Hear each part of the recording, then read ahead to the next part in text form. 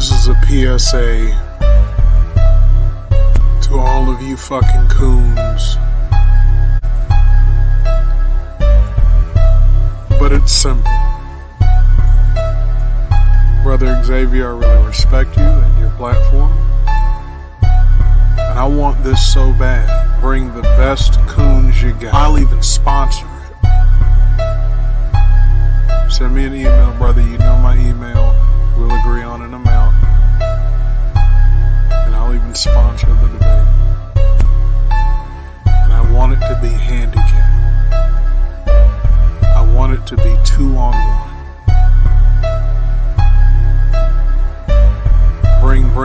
Bring the best coons you got. I don't give a fuck if Candace Owens shows up.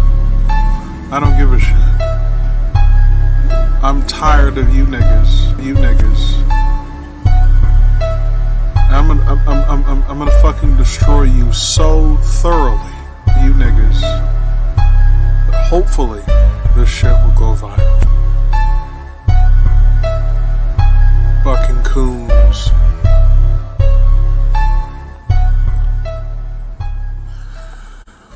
I'll be waiting.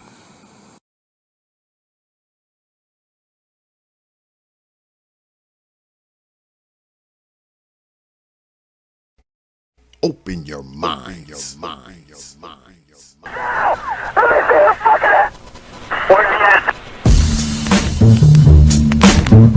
of power.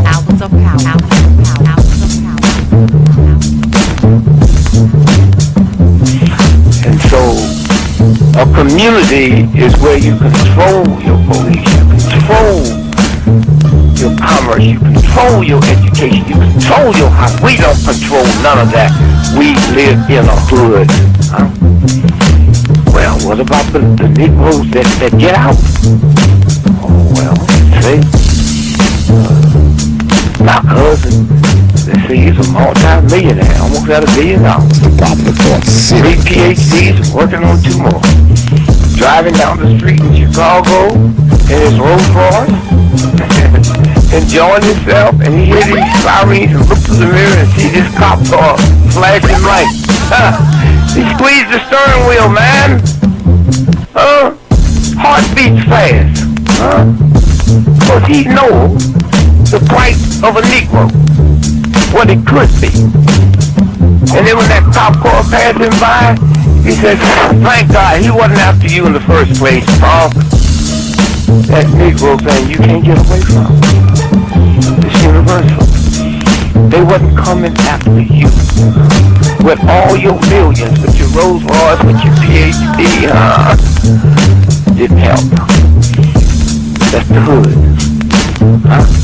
Why do you think you never pick up the paper until you read over and over and see white families? You think of the thousands of black cops in America. Why don't you see white families crying as black cops shot my loved one 42 times in the back of the head? Why do you think black cops are that? You think they're more spiritual? Think they're better? No! They got enough sense to know that white folks ain't gonna tolerate it. And I will stop in our neighborhood when we decide we will not tolerate it. Now, if we was organized, which is hard to organize people who are just gonna run crazy and you don't know you're crazy. But if we were, with the money we have, and the many people who would come to our aid that don't know what it's like to be a Negro, and we said, if we said, look, we saying, if we don't get a federal law to deal with police brutality, that anytime a cop or anybody carry a gun, have to have a license just like you to drive a car. And if you use it wrongly, you'll lose your license. And if it's upheld, you can never work again as a cop or a store guard or a private detective. How do you get Congress to protect it? Well, you take your economic power and you call on your friends, black, white, young and old, and say, this coming Christmas, if we don't have a federal law to outlaw police brutality by law, then we call them for a nationwide boycott of Christmas and start on Thanksgiving. Well, let me tell you what that means. 79% of all retail in America happens between Thanksgiving and Christmas. People stay in business all year, lose money just for Christmas, huh? Well, what happens now? Sac Fifth Avenue, Toys R Us, Sears and Roebuck, Westinghouse. They will get the bill, and all they got to do is make one phone call and say, Harry, that's the senator, I want that bill pushed through in 3 days. Okay, it's an economic thing. It's that simple. But we have the power, but the system has wiped us out so bad.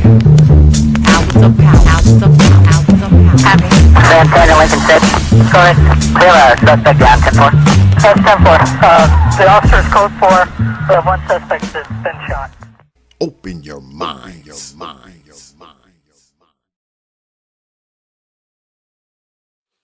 And peace, folks, and welcome back to another edition of the Popular Thought Series right here on the old T.P.O.T YouTube page. I'm your host, X. Of course, try not to break my glasses. I done broke like 3 pairs of glasses in front of y'all. Y'all see I be breaking them shits. But I'm your host, X. Of course, but you knew that already. That's why your black asses are here. I got another one for y'all tonight. Brother T.V.A. is here. And he has a challenge. And y'all know how we do these challenges.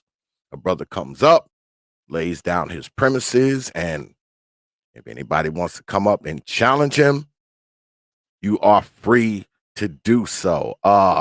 Tonight, Brother T.V.A. is calling out conservatives. He's calling out our conservative brothers. Yep, that's what he's doing. So, anyone out there who wants to come up and go toe-to-toe with Brother T.V.A., this is the place. This is the night. This is the time. But anyway, before we get started, y'all know I always start the stream off with thanking you good folks, the good folks who hang out in here, and the good folks who hang out there. Because, see, I realize you don't have to watch these damn streams. You don't have to like them, share them, subscribe. And you definitely don't have to drop your hard-earned pennies, nickels, dimes, quarters, and 50-cent pieces on this damn platform. But you good folks choose to do so, man. Night after night that I'm up here, man. You're here. You participate. Y'all are my judges. All right? Got a whole bunch of judges out there, a whole brigade of judges. And I know y'all don't have to do it, and you definitely don't. You definitely don't have to do this here. Uh-oh. A big coin drop on the platform. But you good folks, man, y'all choose to do so, man. Y'all choose to do so. And I want y'all to know, man, that I'm thankful, I'm humbled, I'm honored, and I'm appreciative of all you good folks, man. I am. I don't take you lightly. I never have, and I never will. And, you know, I know it's because of all of y'all, man, that this channel is, you know, whatever it is today. Whatever it is today. I know it's mainly because of y'all. It ain't because of my black ass. I know it's because of y'all, man, and y'all show me a lot of support.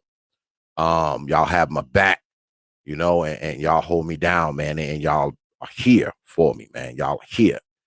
And I just want y'all to know, man, I appreciate it, man. I'm humbled, I'm honored, I'm thankful, and I'm appreciative of all you good folks, all right? All right. So let's get at it. Brother T.V.A. is in the house. So let me bring up my phone. Brother T.V.A., what's good with it, man? What's going on, big dog? How you doing, Brother X? Just another night on YouTube. Just another night on YouTube. Please like the stream, guys. Please support the channel. Thank you guys for coming in. I know it's late on a Thursday. I really salute Brother X for hosting this, man. I know you. There's a thousand other things you could be doing. But you know, I really appreciate you accepting. I did contact the brother and request this, and I respect the brother for he we actually scheduled it for another day, but he allowed me to reschedule it, and I just want to salute the brother for that. So please support the channel. I didn't intend for this to be super long, Brother X. Really, Okay. my is I really wanted to keep it quite simple. For the people that listen to the restream or listen to the upload rather, it's really to get some people thinking. Hang on a second. It's really to get some people thinking, right? As I said when I first came here, my major goal with this channel in particular is to um, basically put out my brand of black conservatism, which is I believe it is the true brand of conservatism, black conservatism. I'm tired of people like Candace Owens and Brandon Tatum and Anthony Bryan Logan representing black conservatives. I fully understand why many black people are turned off by the thought of voting conservative. Let me say this firstly, not all Republicans are conservative. Okay, there are a lot of fake ass conservatives in the Republican Party. Okay, so let's not confuse Republican and conservative. They are not synonymous terms. Okay, um, but be that as it may, I do understand that there are lots of conservatives within the Republican Party. There are lots of liberals within the Democratic Party. I mean, there are conservatives in both, but you get my point. And I understand why lots of black people are turned off at the thought of voting Republican.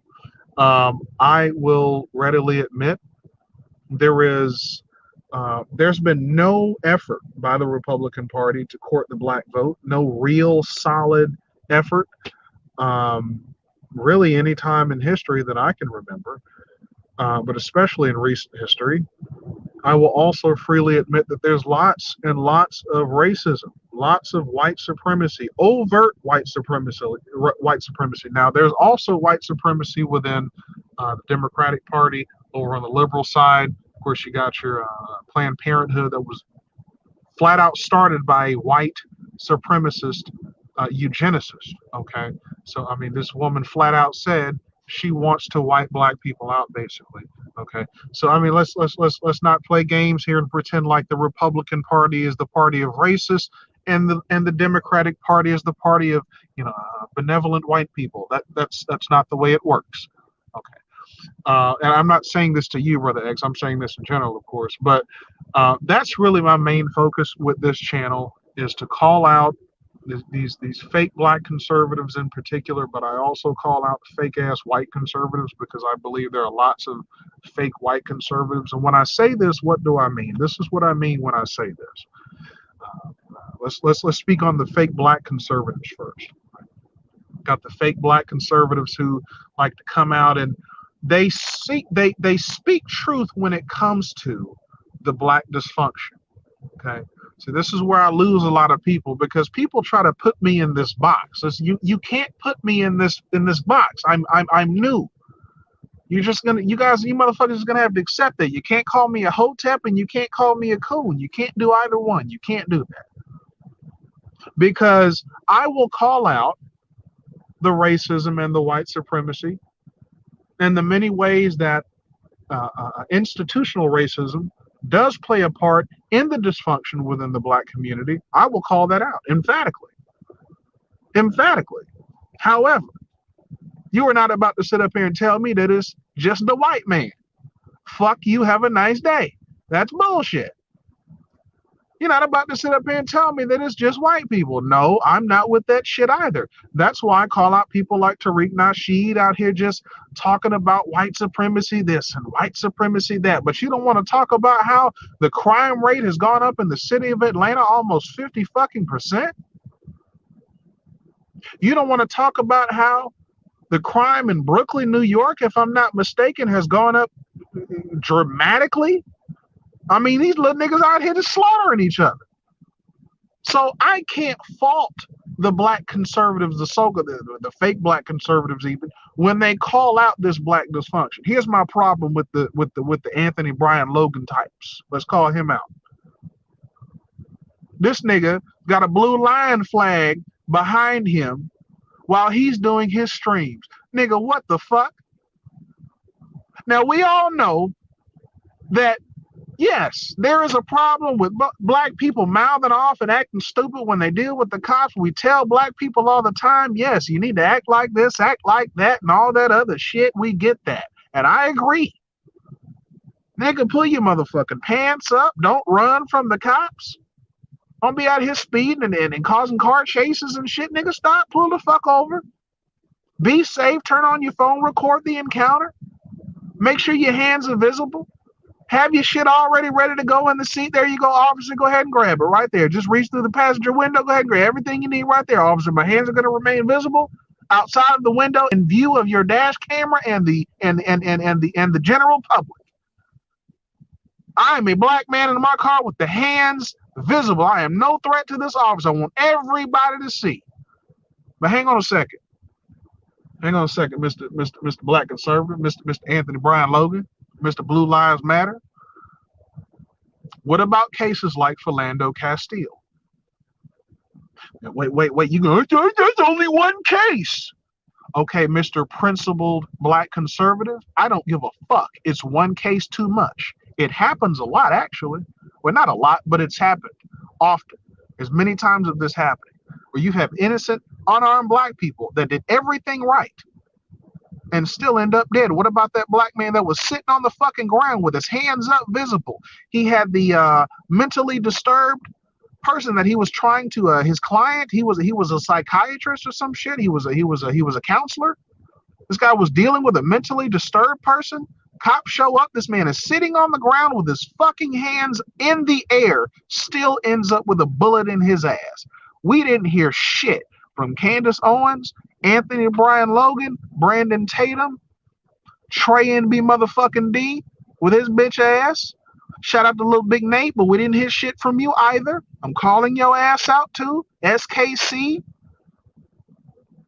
Where are you niggas at when there are blatant cases of black American citizens' rights being violated in this country? You call yourselves constitutional conservatives. Okay, fine. Let's talk Kaepernick. Ooh, triggered. Yes, nigga, I'm bringing up Colin Kaepernick. Why? Fuck Kaepernick. That nigga, I don't feel like that nigga's raised by white people. What's Trey and B? He's raised by white people. That guy's raised by white people, man. You know, who gives a shit, man? He's raised. What the fuck does that matter, dude? Bottom line is the President of the United States of America called for a United States citizen to be fired for having a political opinion. That is called a violation of the First Amendment of the Constitution of the United States of America. Mr. Conservative, where the fuck you niggas at? Oh, you're over there with the white boys talking about fuck Kaepernick. Well, wait a minute. I'm scratching my head over here. Hang on a second. Wait a minute, Mr. Small Government Conservative. Wait a minute, Mr. Stay Out of My Life Conservative. All of a sudden, you're all for the President of the United States calling for someone to be fired for having an opinion? The government, the head of the United States government, the leader of the United States calling for a United States citizen to be fired for having a political opinion, and you're okay with that. You are not a fucking conservative. Stop. Stop. I don't give a fuck what you call yourselves. Just stop calling yourselves conservatives because you're not a fucking conservative. You do not believe in the Constitution. You are not principled. You niggas are nowhere to be found when it's a situation to where speaking up might offend your white daddy. I said it, nigga. Fuck you gonna do about it? Because that's what the fuck it's really about. Bitch ass niggas like Tommy Sotomayor, fake ass black conservative. Fake ass black conservative.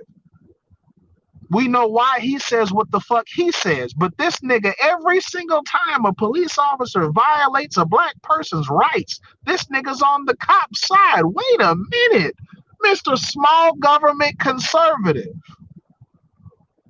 Wait a minute, Mr. Stay Out of My Life Conservative. Wait a minute, Mr. Constitution, my Constitution. You're okay with police officers just violating the rights of people, of American citizens, violating their constitutional rights. Fuck George Floyd, man. He was this and that. He was that and this. Wait a minute, Mr. Constitutional Conservative. What the fuck does that have to do with this being an agent of the government murdering a United States citizen in cold blood?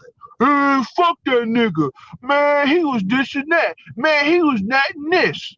Okay. Okay. Just stop calling yourselves conservative. Stop fucking bringing up the Constitution. Stop fucking claiming my shit. You are not black conservatives.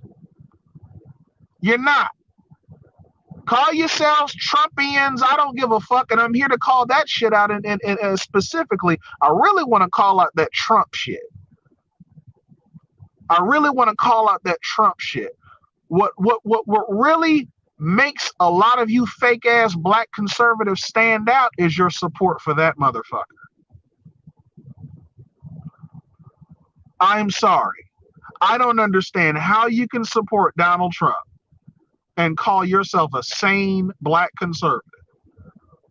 First of all, he's not even a goddamn conservative. I'm sick and tired of Donald Trump being held up as this paragon of free speech. This motherfucker tried to sue a comedian over a joke. This motherfucker called for Colin Kaepernick to be fired for having a political opinion. This motherfucker threatened to sue media outlets for what was it? Those papers, those gossip papers or whatever like that, for putting out stories about him. I mean, this guy. What? Now I understand the difference, slander and libel, but the comedian issue. I mean, this guy tried to sue a comedian over a joke. How? He wants to fire American citizens that don't agree with him. He wants to ruin them economically, financially. How is this man a paragon of freedom of speech? How in the fuck is Trump a representative of someone that will fight for the First Amendment when he blatantly violates it? Where are you black conservatives at? Again, am I blaming the white man for black people's dysfunction? 100% no. Do I blame white people? No, I don't. Now, again, does racism have a play in it? Have a part to play? Yes, it does. And this can be proven.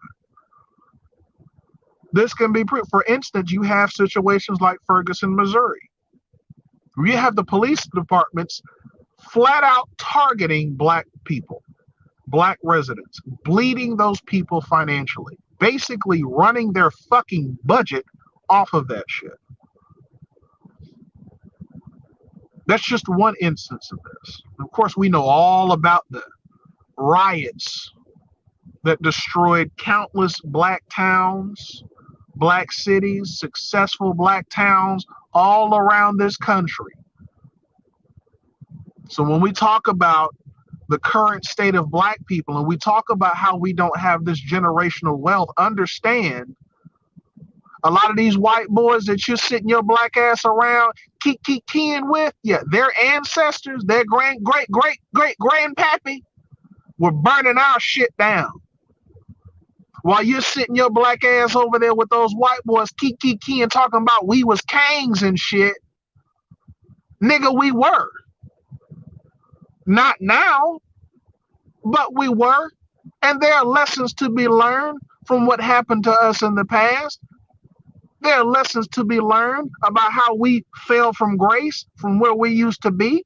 When we talk about Africa, or we talk about Tulsa, or we talk about Durham, North Carolina, or we talk about any of these other places. So this is why I have a problem with these fake ass black conservatives. Because you do shit like that. You want to sit over there with these white boys and talk about how it's all about us being lazy. It's all about us being just inherently fucked up some kind of way. But you don't want to talk about how these crackers had all kinds of handouts in the past. You don't want to talk about how the GI Bill, for instance, basically created the white middle class in this fucking country. FHA loans that our great grandparents didn't have access to. You want to sit over there with your white boys and talk about handouts and welfare, and I will talk about all this fucking welfare these white boys again. Talk about all this fucking welfare that these goddamn white farmers got under Trump, while he left black farmers to fucking dry. He left black farmers out to dry. He left them out to fucking dry and gave all those fucking crackers billions of fucking dollars, and you nigga coon conservatives didn't say shit about it. But you want to say something about Keisha getting $200 a month in food stamps? Nigga, fuck you. You're a coon. You're not a conservative. You're a motherfucking coon. You are not principled. You don't stand on logic. You don't stand on fact. And I'm tired of you niggas. And I'm coming for you. Verbally, but I'm coming. ABL, Brandon Tatum. I know a lot of you niggas will never stand toe to toe with me. I know that will never happen with a lot of you niggas, because you know you can't fuck with me, because you know I'm stating 100% fact about you. You're a grifter, you're a fucking coon, and you're a coward. You're grabbing your ankles, telling your white daddies what they want to hear.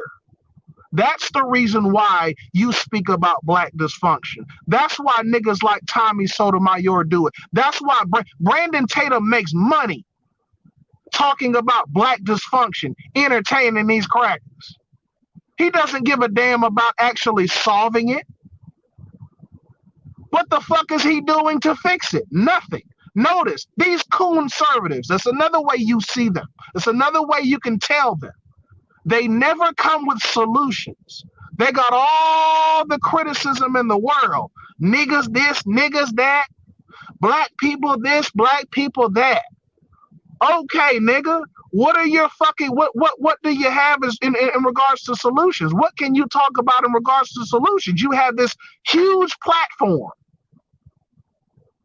and you ain't doing nothing with it but sitting up entertaining these trailer monkeys over here that ain't got shit to laugh about. A lot of them don't even own the goddamn double wides they fucking live in, but want to call themselves laughing at us. And that's how you make your money. You don't give a damn about teaching black people about real conservative principles, because you don't follow conservative principles. You don't even fucking know them. You don't know them. You want to come with this family shit? Now, you don't give a damn about families. You don't care about families. Stop it.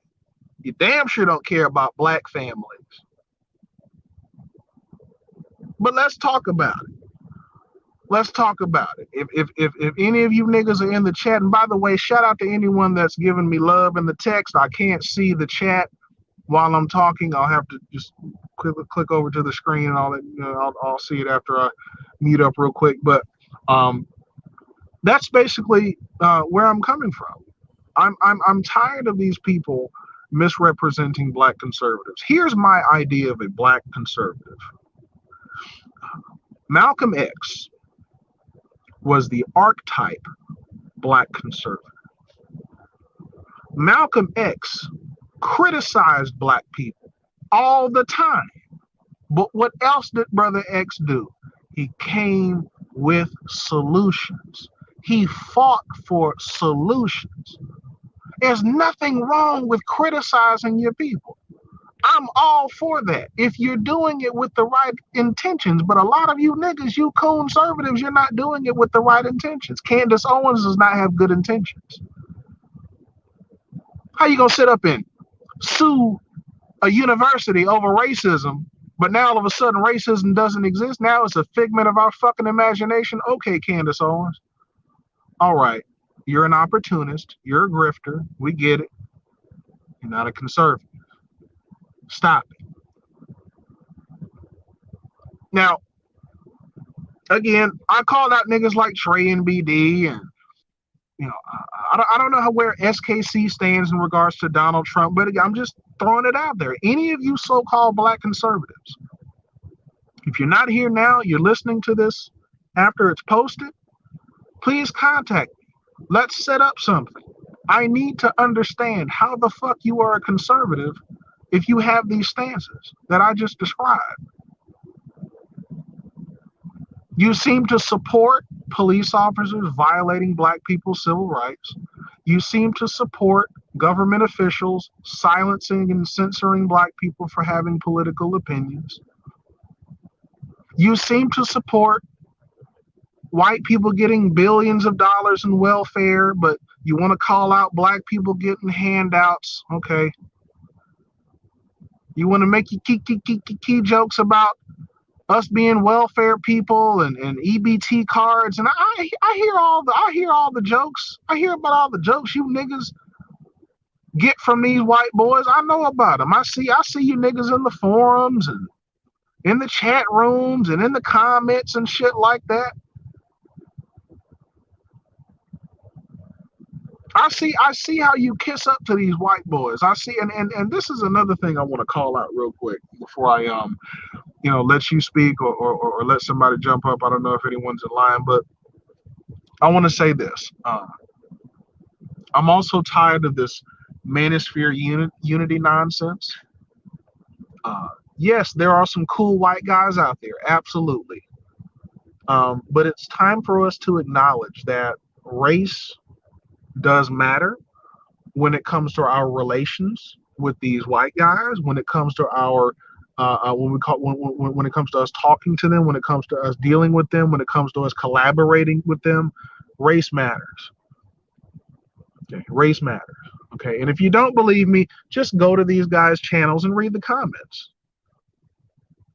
Read the comments. You see white guys talking about white this, white that, race this, and there's nothing. I'm not against them, but what I'm tired of is on the black side, niggas want to race. What race? Race? What? So that's another thing with these conservatives.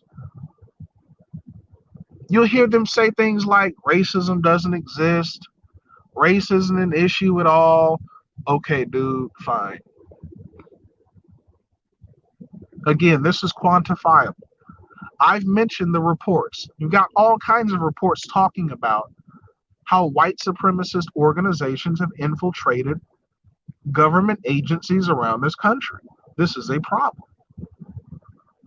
You have people who have certain viewpoints that are in positions of power in this country, and it's a fucking problem. How the fuck are you going to sit up here and tell me, oh, racism isn't a problem? Racism's not a problem, but if a federal judge has these views, it's not a problem. Police officer has these views, it's not a problem. A doctor, a surgeon has these views, it's not a problem, even though it's not a government position, but you get my point. They're regulated by the government. You have people that have these views about black people in very powerful positions in this country. It's in the military. You're going to tell me this is not a fucking problem? And on the flip side, let me ask them this question. How many reports are there on problem of violent black supremacists infiltrating agencies around the country, targeting white people? See, it's easy for you, and I don't know how it's easy for you, but it's easy for your white buddies to say it's not a problem because they're not targeting them, nigga. They don't give a fuck, and they really don't like your black ass. But they'll tolerate you because they can hide behind you. See, a lot of you niggas don't know that you're tokens. Trey NBD is going around talking about how he's going in the woods with these white boys, and going to the Proud Boys, and they're going on setting up rallies and going on hikes and all this. All right, nigga. Okay.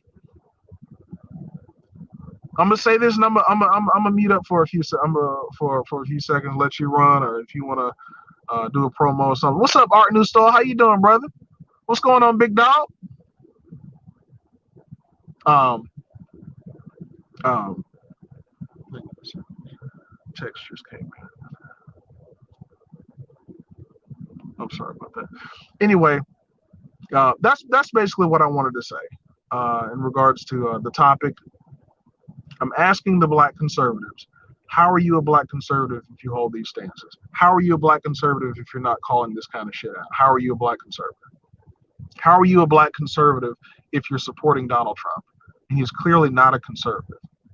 How are you calling yourself a constitutional conservative? And you seem to never call out the many instances of black American citizens having their rights violated by government agents. Why are you niggas always silent on these cases? I understand, yes, blaming white people for black dysfunction. I'm not saying we should do that. But should we completely just turn a blind eye when the federal government, who, by the way, the federal government doesn't necessarily have a history of backing up black people, but when you have the federal fucking government, the FBI in particular, the Federal Bureau of Investigation, coming out with reports talking about white supremacists are infiltrating government agencies around this country, how the fuck are you niggas saying this is not a problem? How are you saying this is not a problem? And again, notice again, these reports came out under two Republican administrations. The first one came out under George Bush. The second came up under Donald Trump. Two reports came up under Republican presidential administrations coming out saying that this is a problem. How the fuck are you so-called black conservatives denying this when even your white conservative daddy says it's a problem, dude? I mean, what the fuck? So what are you niggas really on? I know it's not conservatism. That's what I do know. Anyway, I'm gonna mute up for a few minutes. Like I said, if you want to run a promo or something like that, shout out to everybody that showed up. Please like the stream. Please support the show. Like I said, I don't really want this to draw out. I didn't really intend for this to go long. If no one jumps up, that's fine. It's kind of late, I understand. But for the restreamers, for the people that listen to the upload, like I said, man, hit up my email. Let's set up something. I mean, if you really have the balls to actually argue your conservative talking points, let's talk about it. Now, again, Trey and BD, I popped up in this nigga stream the other day. This nigga shaking in his boots. He was scared. This nigga, I'm gonna open the stream. I'm gonna drop the link, but there's no debating. There's no debate. It's not for debate right now. T.V.A. is not for debate. I'm like, okay, all right, nigga, you're safe, bro. You're safe. But come on out. Pop your head out, nigga. Come on, bro. Come on, man. Stop being a bitch. You black conservative niggas are always talking about masculinity, this, and now I'm a real masculinity and red pill, and yeah, masculinity. Testosterone. I'm not a soy boy. Okay, nigga. All right. But Trey, be careful. That's all I'm gonna say. Be careful, brother. I'm going out camping in the woods. Let them white boys get drunk enough, man. Let them white boys get drunk enough, Trey. And you gonna find the fuck out, bro. Anyway, I'm gonna mute up. All right. Y'all know how this goes. The brother has come up and laid down his premise. So if you wish to come up here and challenge the brother, y'all already know what it is. Y'all heard what he said. Y'all know what the challenge is. Me, myself, I'm cool with quite a few of the conservative leaning brothers. I don't have a problem with y'all, but Brother T.V.A. does. So he's here. He wanted to do this. Y'all know how we do this. If you want to come through, go ahead, hit my email. You see what it is. Prophet of Thought at yahoo.com. That's Prophet of Thought, one word, no caps, at yahoo.com. And y'all know what it is when you come up here. You know, don't come up here crazy. All right. And it also goes for you folks in the audience. Goes for y'all too. Because if you come up here or you're in the chat room with your nonsense, y'all know what'll happen.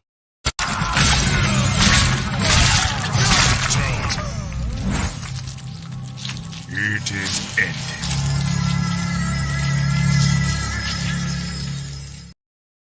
God damn, it's like that? Yeah. Like that? I will end it. I'll end it. Y'all know how it is up here. And I know a lot of y'all don't like, oh, man, your chat room is too strict. You need to take that robot out of there. Yeah. I feel for you when you say that. But I just can't reach you. Sorry. Yeah. So if you want to come through, you know what to do. Let me ask you this, brother T.V.A. You are, okay. Do you consider yourself a full-on conservative? Is that what you consider yourself, brother T.V.A.? Well, I understand the word is just, I mean, it's changed, historically, the meaning. So I will admit that, I do have my own, brand, so to speak. I mean, I just kind of stand on my own, but it is based on what many would consider to be um, foundational conservative principles. Like I said, for instance, a lot of these guys holler Constitution. I mean, but when it comes time for the government to actually step in and make sure that a citizen's rights are being protected, are being respected, because that's the role of government. Okay? Mm-hmm. That's the ultimate role of government, in my opinion, is to protect the rights of the American citizen. Hold on. You have Hold on a second, brother TV. You sound like you underwater, brother. Like you. Oh, I'm sorry. Can you hear me better? Every time you speak, that's when it comes through. I don't know if you're on headphones or you got one of them Bluetooth mics or something like that. But every time you speak, it's like, it's like you talking through a swimming pool through your snorkel apparatus. Oh, my bad. Has it been like that the whole time? Pretty much. Oh, damn, my bad. I didn't want to interrupt your speech. I'll let you go ahead. I mean, if people can't understand me, I mean, let me know. I didn't know it was. I didn't know. Can you understand me? Can you? Yes. I can hear you. I can understand you. I just want to let you know because you may not have been aware of it, but you're understandable. Yeah, it's legible. Oh, okay, cool. Okay, yeah. I'm in a truck. I mean, I don't know if that's what's going on. Hang on a second. Let me try something. Hang on a second.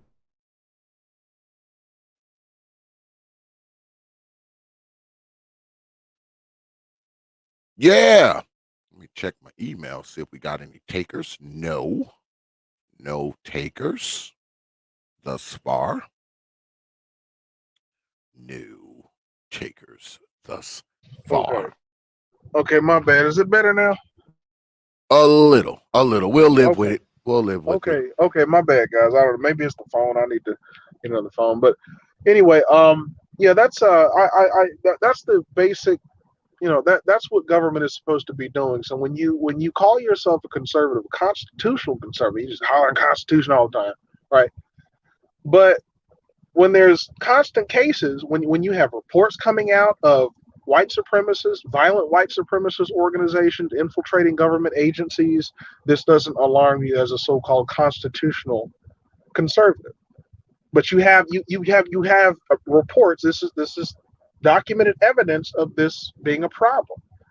People just blatantly joining government agencies with the sole intention of violating the rights of American citizens. How the fuck are you not alarmed by this? I'm not saying blame the white man for. Oh, this nigga on the hotep shit. No, that's not what I'm saying. Never said that. It's not what the fuck. Again, niggas got to stop coming at me from that angle. You're not right. I'm sorry. I wish this guy Blexit would come on up here. Blexit, where you at, man? Go pop your head out, man. This is what I'm talking about. These guys are just, it's all about talking points, but they can't defend where they stand. They can't defend where are you guys, man? All this conservative talk, conservative this, okay, when it's time to be a conservative, when it's time to actually jump into action, speak up. Hey, man, rights are being violated. You got government agents violating American citizens' rights. Where are you guys? Rights. Where are you guys at? How are you not calling this out? Not only are you not calling it out, you're laughing about it. So-called black conservatives out here laughing about George Floyd. Come on, man. It's not about the guy's criminal history. It's not about that. It's about principles. It's about constitutional rights being violated. Period. Point blank. Police officer, oath-sworn police officer. Agent of the government, agent of the fucking state, bound by the Constitution, murdering American citizens in cold blood. And you're laughing about this as a so-called constitutional conservative? These niggas are fake, X. These niggas are fake. I do believe you have a challenger. Let me bring him on in. Brother Renaissance. What's good with it, man? Hey, what's good? What's good, F? What's up, T.V.A? What's going on, brother? How you doing, man? I'm good. I'm not here to challenge. I just wanted to come. I just wanted to sort of come up and sort of reemphasize a point, and he kind of literally was going right into it on the constitutional piece. Because like you just said, T.V.A, a lot of these people will come up and say, "Hey, I'm a conservative," and when you start asking about disparities, either it be in the criminal justice system or how people are treated by police, they'll tell you to stop whining. And my stance is there's this thing called equal protection under the law. Someone who's a conservative should not, like you said, be okay with state-sponsored violence and abuse of power by the government. So like you said, George Floyd's history had nothing to do with that. And truth be told, we don't even know if there is even jurisdiction for him to even be arrested there, because when you start talking about counterfeit money, that's a federal issue, not a local issue. Right. Well, I mean, that's it's all about talking points with a lot of these guys at the end of the day. I don't claim to know everything, absolutely not. But when it comes time to principle, when it comes down to principle, I'm there. I mean, I'm 10 toes down on it. Like, when it comes to freedom of speech, I don't care if you're a white supremacist on YouTube. YouTube is a private enterprise, so let me say. But I believe in a person's right to say something, even if I don't agree with them. Let me just say that. So I don't care if it's shout out to brother Mike V. Brother Mike V, for instance, he's not a white supremacist, of course, but he's a progressive. Shout out to that brother. And I do not agree with a lot of what the left, stands on. But no, we had a disagreement. I agree with some of what, things like labor rights, minimum wage, shit like that. Again, I think real conservatives will actually support minimum wage. I understand not wanting government to come in and tell a business what to pay their workers. I get that, but at the same time, we do have this problem of corporations using the government to subsidize their labor costs, and this is a problem.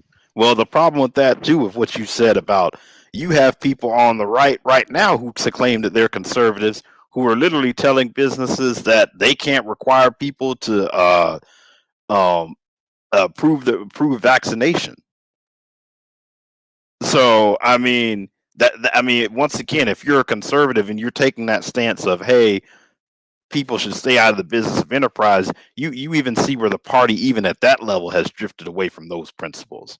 What now? What now? What's going on with the vaccine? I'm sorry about that. What happened? You have some places that are willing to say that like if people that want to basically say, hey, people need to produce documentation that they're vaccinated, and some and like in Florida, for example, I believe they're putting I believe the governor either attempted to or he may have already passed. They may have already passed a law where businesses could not do that. I think that's a similar issue in Texas. Oh wow, yeah, So that's overreach. That's overreach. so yeah, no, And see, that it comes down to, oh, well, this is talking point. Fuck the vaccine. I'm a conservative. Fuck the okay, but this is principles here. This is government stepping in. This is overreach. This is overreach. Well, let me play devil's advocate here for a few moments. Do you think it's fair to tell someone that they're not a conservative because they don't maybe follow the conservative principles the same way you follow them? Do you think that maybe, just maybe, these people could be conservatives, but they're not the same type of conservative as, say, I don't know, a mainstream conservative or a center or more center left conservative? You know, I mean, does it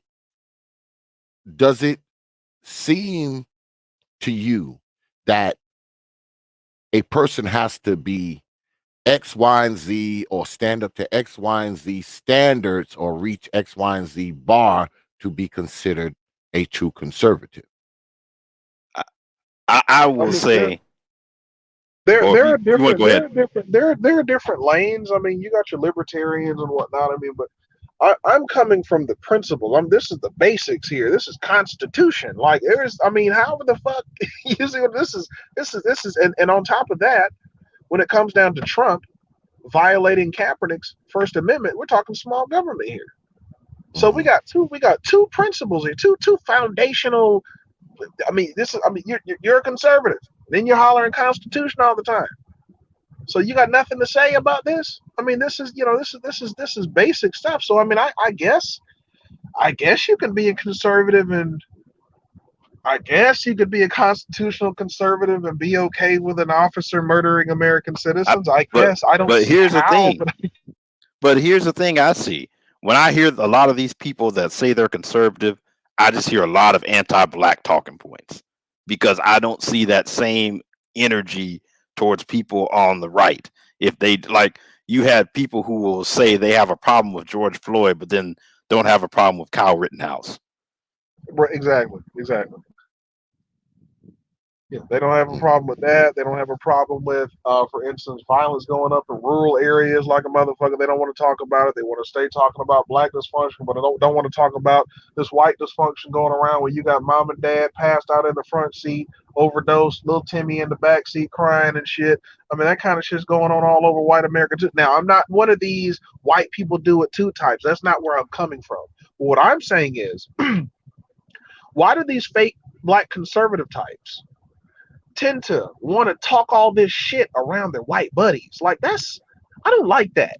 You know what I'm saying? I don't like that. That's what rubbed me the wrong way about Tommy. I used to like Tommy's content, but it's like, dude, why are you doing this with all these white people in the chat and they're sitting up kikiing and all this? I don't like that. That's out of line. Cause you don't see white people doing that out of line, out of code shit. You don't see them doing that. You don't see white people sitting around with black people making fun of white dysfunction. They don't do that kind of shit. They stay on code.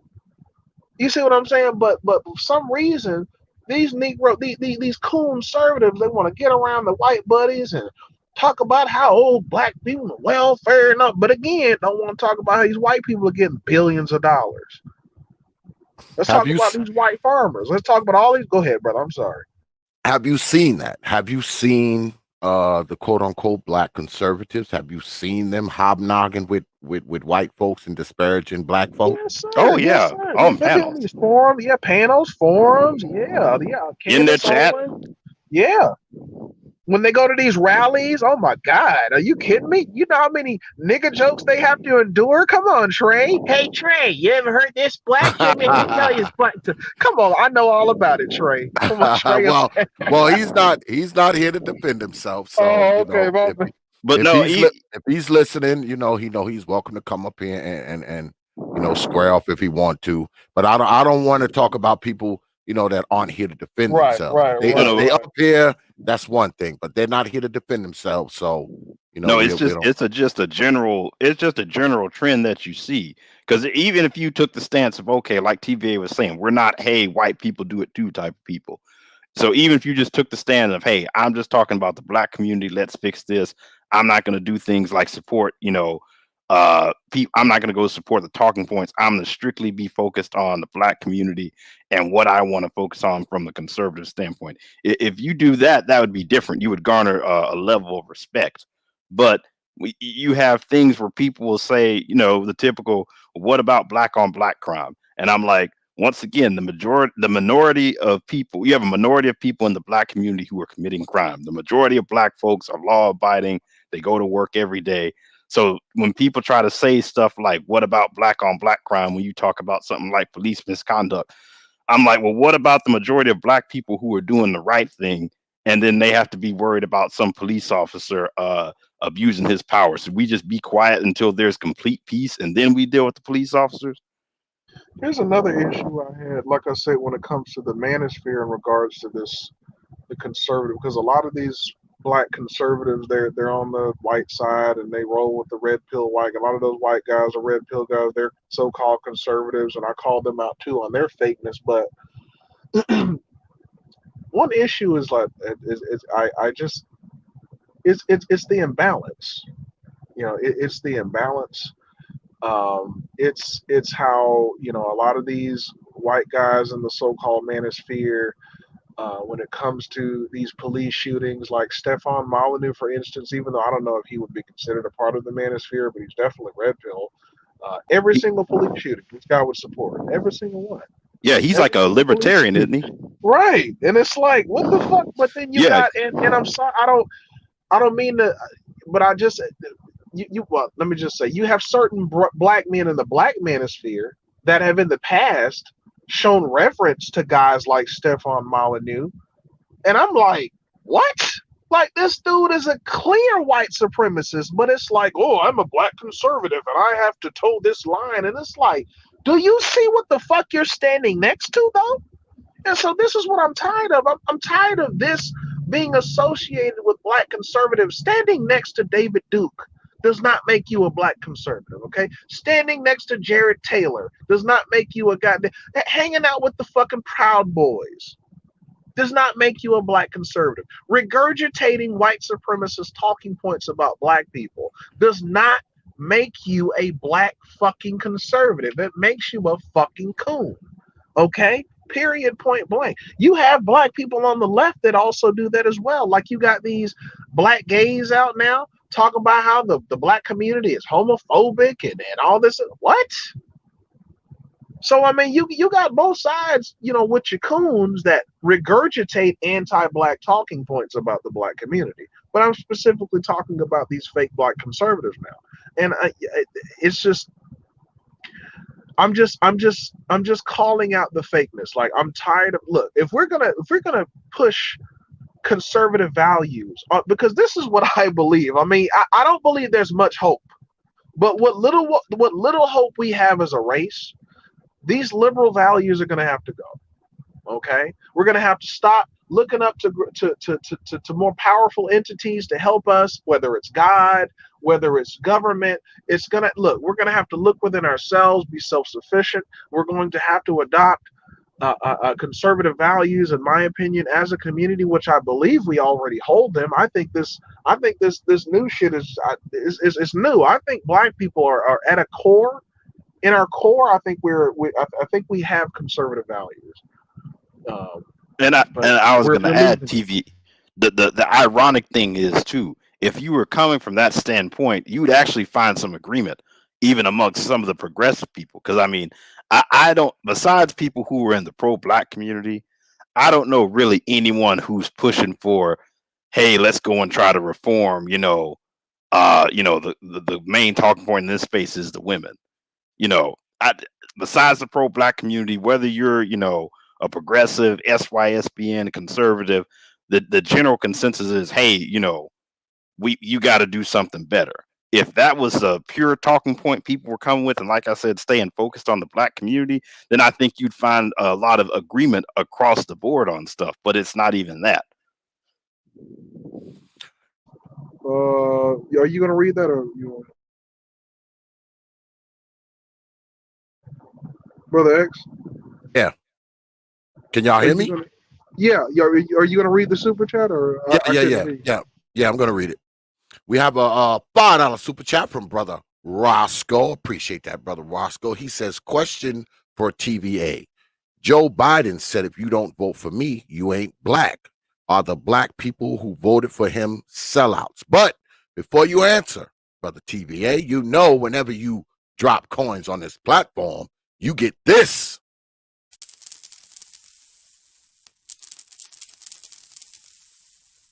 I appreciate you dropping your hard-earned coins on this platform. So go ahead, Brother T.V.A., if you wanna take that. Oh, thank you, brother. Yeah, like I said, let me know, guys, if you can't hear me. I gotta step. Yeah, I can hear you. I gotta step away for 5 minutes. I'll be right back. Y'all got it. Go ahead. Okay, big dog. Are they sellouts? I mean, you have coons on the left and the right, man. I mean, you have, and that's another thing. I'm tired of us pretending like the only coons are on the right. No, that's not true. No, you got your coons on the left. You got your Democratic coons. You got your liberal coons out here that care more about being buddy with the alphabet community and care more about being accepted by the Hollyweird community. And you got your little Nas X's out here. You got those motherfuckers out here. You know what I'm saying? That are also coons, that are also willing to sell out the black community for their own personal gain and exploit the black community's dysfunction for their own personal gain. Because that's basically my basic definition of a coon, is someone that is a black person that exploits black dysfunction for their own personal gain. And especially the ones that do it publicly. You know, like Candace Owens or Brandon Tatum's. Like, I really have no respect for those guys. And some people will call me pro-black. Am I pro-black? Nigga, am I pro-me? Yes. I mean, what kind of stupid fucking question? That's another thing I'm tired of with these black. I'm not a pro-black. So what the fuck are you, anti-black, nigga? Like, you're black. What the fuck is wrong with you niggas, bro? It's like these stupid-ass niggas salute to Brother David Carroll. Calling you dumbass niggas out talking about you don't agree with Black Lives Matter. Wait a minute, what? Fuck Black Lives Matter. Now, if you're talking about the organization, fine. But you got niggas out here talking about like even the statement, concept, like, yeah, right? Like, what the fuck? Like, wait a minute, nigga. Like, differentiate. Like, you need to be specific. Like, I don't know the organization. I mean, yeah, do Black Lives Matter, but you got these niggas out here that they're standing over with the white boy. Yeah, fuck Black Lives Matter, not understanding that they don't just mean the organization. They mean the concept as well, but they don't understand that.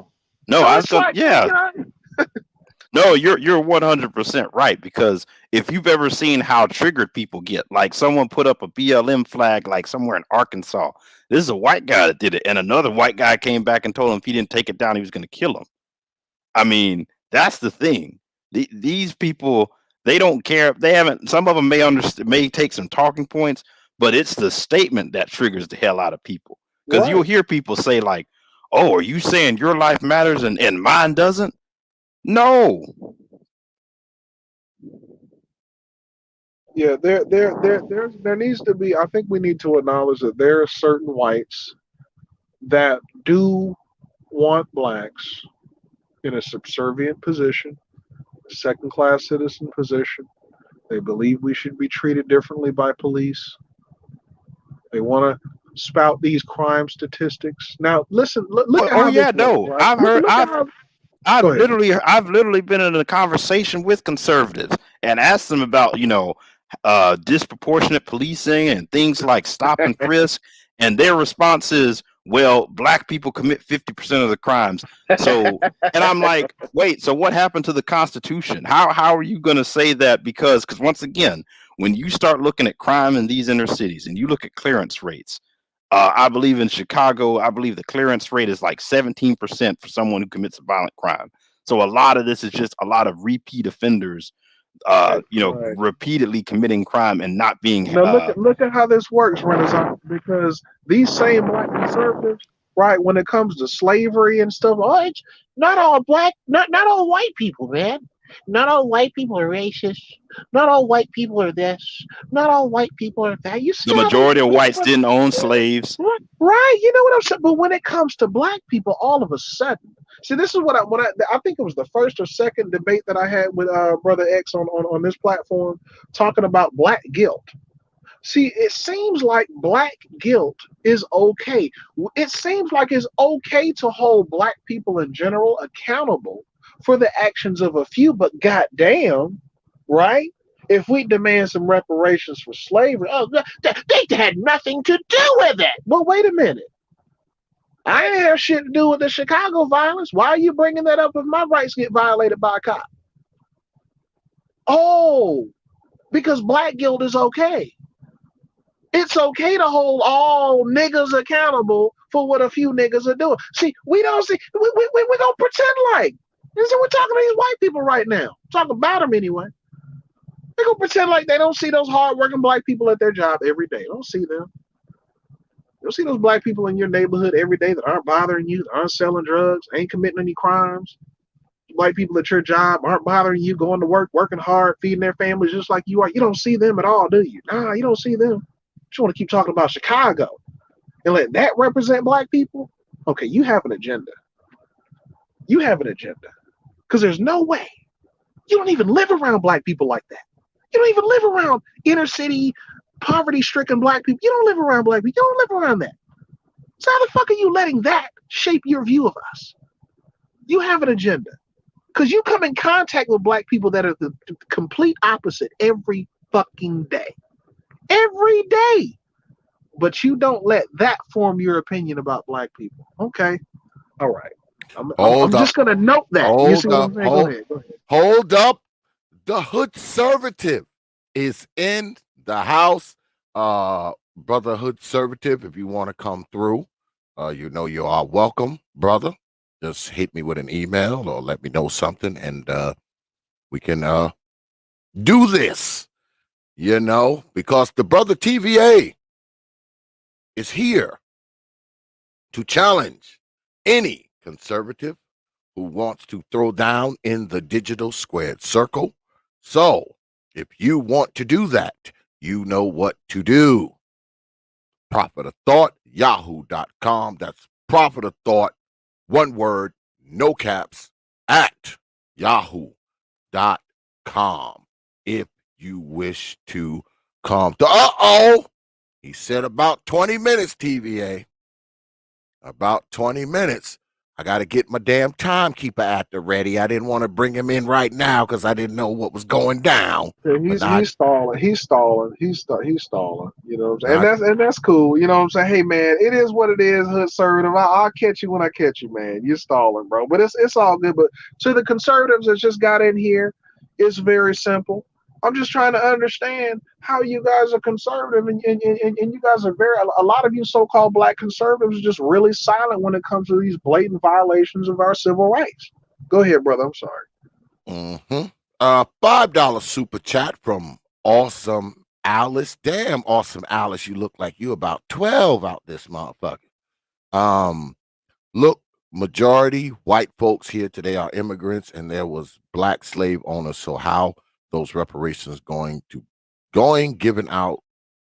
What those reparations given out? Slavery was worldwide. Okay.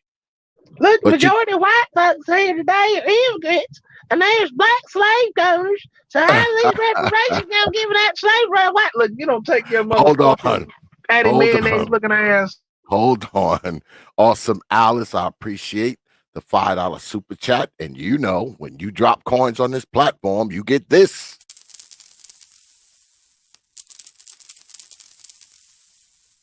I appreciate you dropping your hard-earned coins on this platform.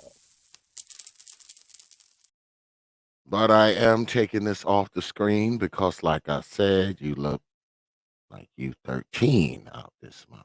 Can I also address something in that comment? Go ahead, but I'm not putting it back up. No. She looked like she's too young to Chris be Hansen on just got in some shit. You heard me? Shit, fuck that. No, Ooh. she made the point about most whites being immigrants to this country now. Now you see with Trump and all of this white fear that's been ginned up and people saying they're losing their quote unquote country. I just find that interesting that when you start talking about things like reparations, people pull out the card, well, most of the people who are white are here who are here now were immigrants to this country. But then you got those very same people who will turn around and say, oh, it's their country, and they'll have a problem with someone with what they perceive as black advancement. And it's like, well, you just admitted black folks have been here longer than you. Well, I mean, here's the thing, though. I mean, it is true that their numbers are declining. Here's the thing, though. It's their fault. I mean, they think lashing out at black people and lashing out at other groups are going to know. It has to do with shit like the opioid crisis and you guys refusing to acknowledge white dysfunction. You would rather sit around and look at Tommy Sotomayor videos all day and laugh about black dysfunction because that's what white people. I was raised in the suburbs. I understand how these people think. That's why they look at. That's why they have shit like Stormfront.org and ChimpOut.com, and they look at Tommy Sotomayor. This is to distract them from their own shitty lives. This is to distract them from the white dysfunction. And that's why it's been festering so much, and that's why it's out of control now. That's why you notice the media, they can't even, especially with these smartphones, they can't prevent this. All these videos. I just watched a video earlier today. Some white lady was so high.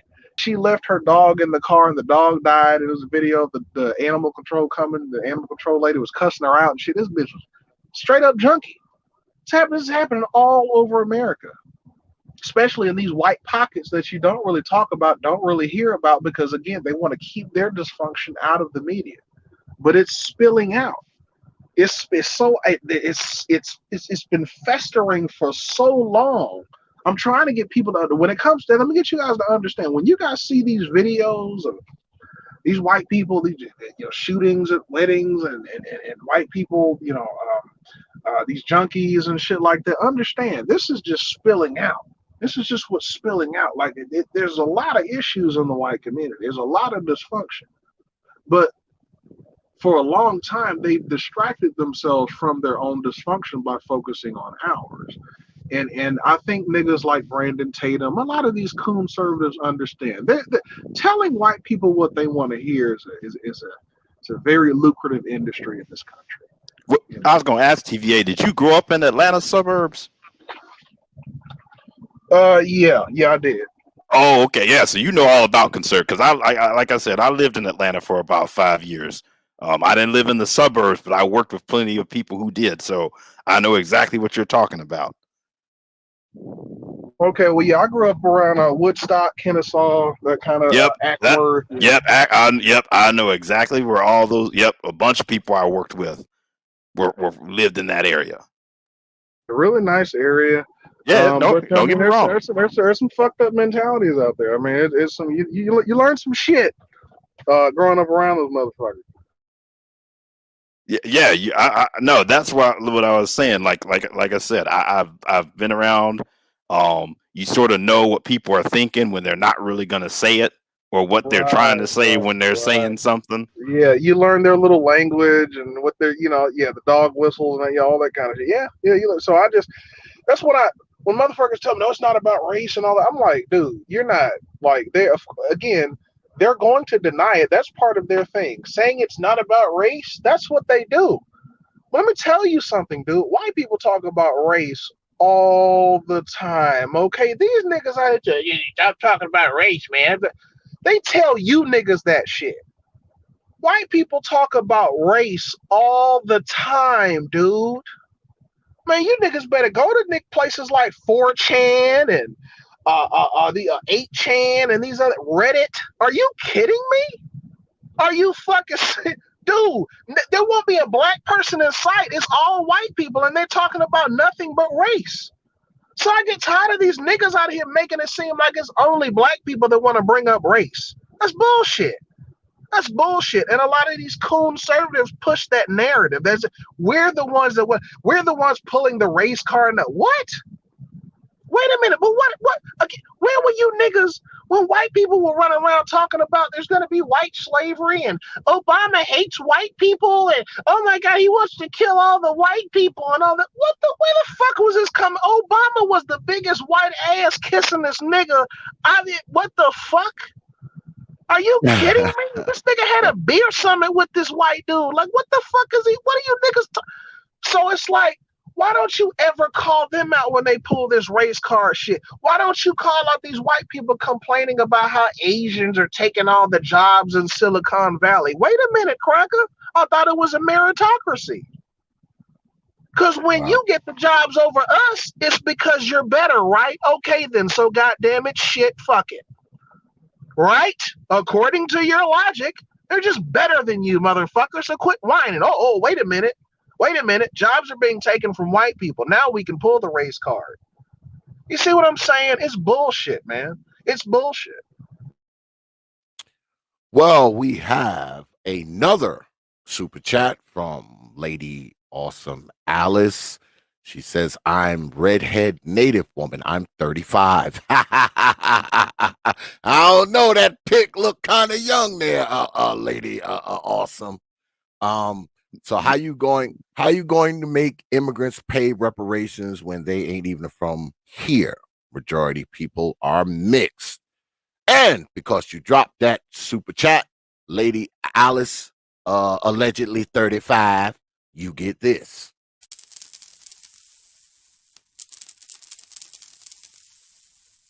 I appreciate you dropping your hard-earned coins on this platform. Maybe she's 35 now, but she can't be 35 in that picture. Hell no, that must be her daughter or niece or some shit. And with that being said, let's get it the hell up off of here. Lady Awesome, you need to change your avatar pic, lady. I don't mean to tell you what to do, but that pic right there is it's a little off-putting, to say the least. This Omega guy said that race is getting annoying. Well, sir, let me ask you a question. I mean, who do you need to be directing that towards? Because who came up with that concept in this country, bro? With all due respect, was it black people that came up with race? Was it black people's decision to start putting that shit on birth certificates? Was it black people's decision to put that on your driver's license? Can everyone pull out their driver's licenses, please, since race doesn't matter? Since race doesn't matter, and it's black people's fault that we're talking about race, right? Okay, let's look at our driver's licenses. What does it say? Does it say white? Does it say BLK? WHT? Why? Why? Mr. Race is annoying? Well, who the fuck do you need to be telling that to? Us? We're not the ones that came up with the concept. I get sick of that bullshit. I'm talking about race, man. I'm talking about race, man. Motherfucker, we didn't come up with the concept. And we're not the ones keeping it going. So if race doesn't fucking matter, why is it on your goddamn driver's license, nigga? Why the fuck do you have to bubble it in? Well, you don't have to bubble it in on the application, but why the fuck do they ask for it? Why? It's not about race, right? We're the only ones pulling up the race card. We invented race. We invented, okay, right? If you're annoyed with race being discussed, you need to direct that shit to your white daddy, motherfucker, not us. We're not the ones that keep race going.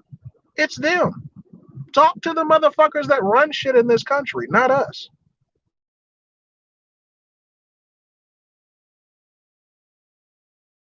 Putting that bullshit on black people, acting like we control that shit. We don't control that. Well, as we wait for interlocutors / opponents, I'm going to take a few moments to hit y'all in the head with some of T.P.O.T's programming notes.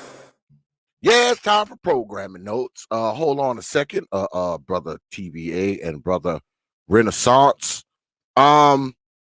Y'all know tomorrow we will be throwing down. Oh, wrong picture. My bad, y'all. We already throwing down with him right now. Tomorrow we will be throwing down with brother Jonathan from Real Deal Financial. That's right, brother Jonathan, a young fellow, will be in the house tomorrow, and he will be talking about finances. That's why the stream is going to be called Finessing the Finances with Real Deal Financial. So he's going to be in here giving out some financial tips, some financial advice. We're going to be talking about investments, stock, and the like. So if you are interested in this type of thing, tomorrow, have your black behinds here. We're starting a little early tomorrow. We're starting at 9 p.m. Eastern instead of 9:30. And brother Jonathan will be in the house, and he will be teaching you how to finesse the finances. So make sure you're here tomorrow, 9 p.m. Eastern time, right here on the T.P.O.T YouTube page. You Negroes know. All right. All right. So let's get back at it. Let me check my email. Oh, no takers. By the way, I did forward the link to the Hood Conservative because he wants to come up and allegedly challenge brother T.V.A. So it seems like he's the only challenger at this time. But if you wish to come up here, because this is a T.P.O.T challenge night, if you wish to come up here and challenge brother T.V.A., you know what to do. Hit that damn email. The email, properthought@yahoo.com. That's properthought, one word, no caps, at yahoo.com if you wish to come through.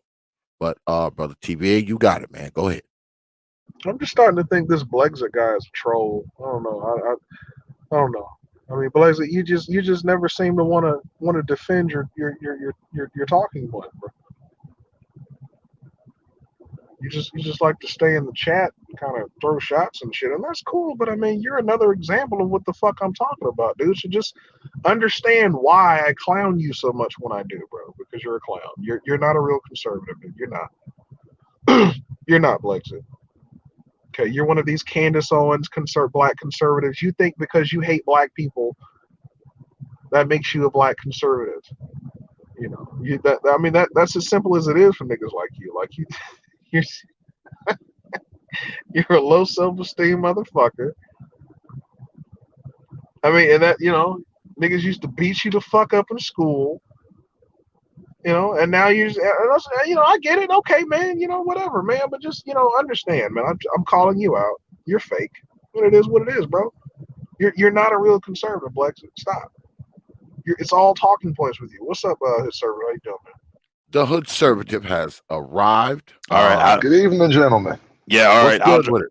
No, I was gonna say I'll drop down and let him and TVA have it out for a fair exchange. All right. Good What's evening, good with it? Renaissance man. Hey, what's up, David? Like I said, I'm gonna be in the chat. I'll let you have a one-on-one with TVA. Thank you. Now, I just wanted to shout you out before you left, but thanks for clearing the space for us. What's going on, T.P.O.T? What's good with it? Well, brother X, sorry. Hood Conservative, what's going on? I'm assuming that you are here to challenge brother TVA. Yeah, and just generally speaking, I mean, everything he's pretty much said. If he had a concise point that he made so far, I probably would have disagreed with it. But basically, he's just kind of throwing mud at invisible people for the most part. So I assume he's going to make a point that's worth talking about. Okay. Do you believe that Derek Chauvin? Let's just give an example. Do you believe he was guilty of violating George Floyd's civil rights? Well, to the degree that any killing is a violation of your civil rights, I mean, yeah, but that was never the debate for me. That's an interesting spin on it. Like, is it a civil argument that you're making now? Because I thought the question was, did Derek Chauvin murder George Floyd? Okay, but we're talking about so-called conservatives here, right? So-called conservatives that love talking about small government, constitution, and all this other shit. We're talking about an agent of the state murdering an American citizen in cold blood. You don't see how that's a problem for a concern. You don't see Well, how that's why I having rolled it back to so-called murder. conservatives in mass, so-called conservatives in mass around this country supporting this shit, and you don't see a Roll it problem. back from the civil right argument. Whether it's murder or not was actually the crux of the disagreement. Obviously, we all agree he killed him. Obviously, we mostly agree that the way he killed him was highly questionable. But the question of did he set about that day to just murder George Floyd? I doubtful. Like my overall I take mean, on it was he it was knew the guy. manslaughter at best. It was an accidental There's proof homicide. he knew the guy. There's proof he accidental. He accidentally put his fucking knee. Okay, dude. All right. Okay. Again, hood conservative. This is my basic premise. You're saying I was all over. Okay. This is basically where I'm coming from. Okay. I'm tired of so-called conservatives being silent. Okay, when it's time to speak as a conservative. For instance, when it comes to black people, okay, for instance, like I said, instances like Colin Kaepernick, you have so-called black conservatives out here that are talking all this conservatism shit and all that. Oh, conservative, right? Okay, whatever. But then you support someone being silenced. Now, these same black conservatives are all about freedom of speech and all this Why other are all shit. your heroes But liberal? listen, but when you have the president of the You're a United conservative States, with liberal heroes, when you bro. have the president of the United States, Donald Trump, calling for an American citizen to be fired for a political opinion, Is where are there the any one conservatives conservative speaking you do against that? like? Where are the so-called conservatives speaking against? Did you speak against that when Trump did that?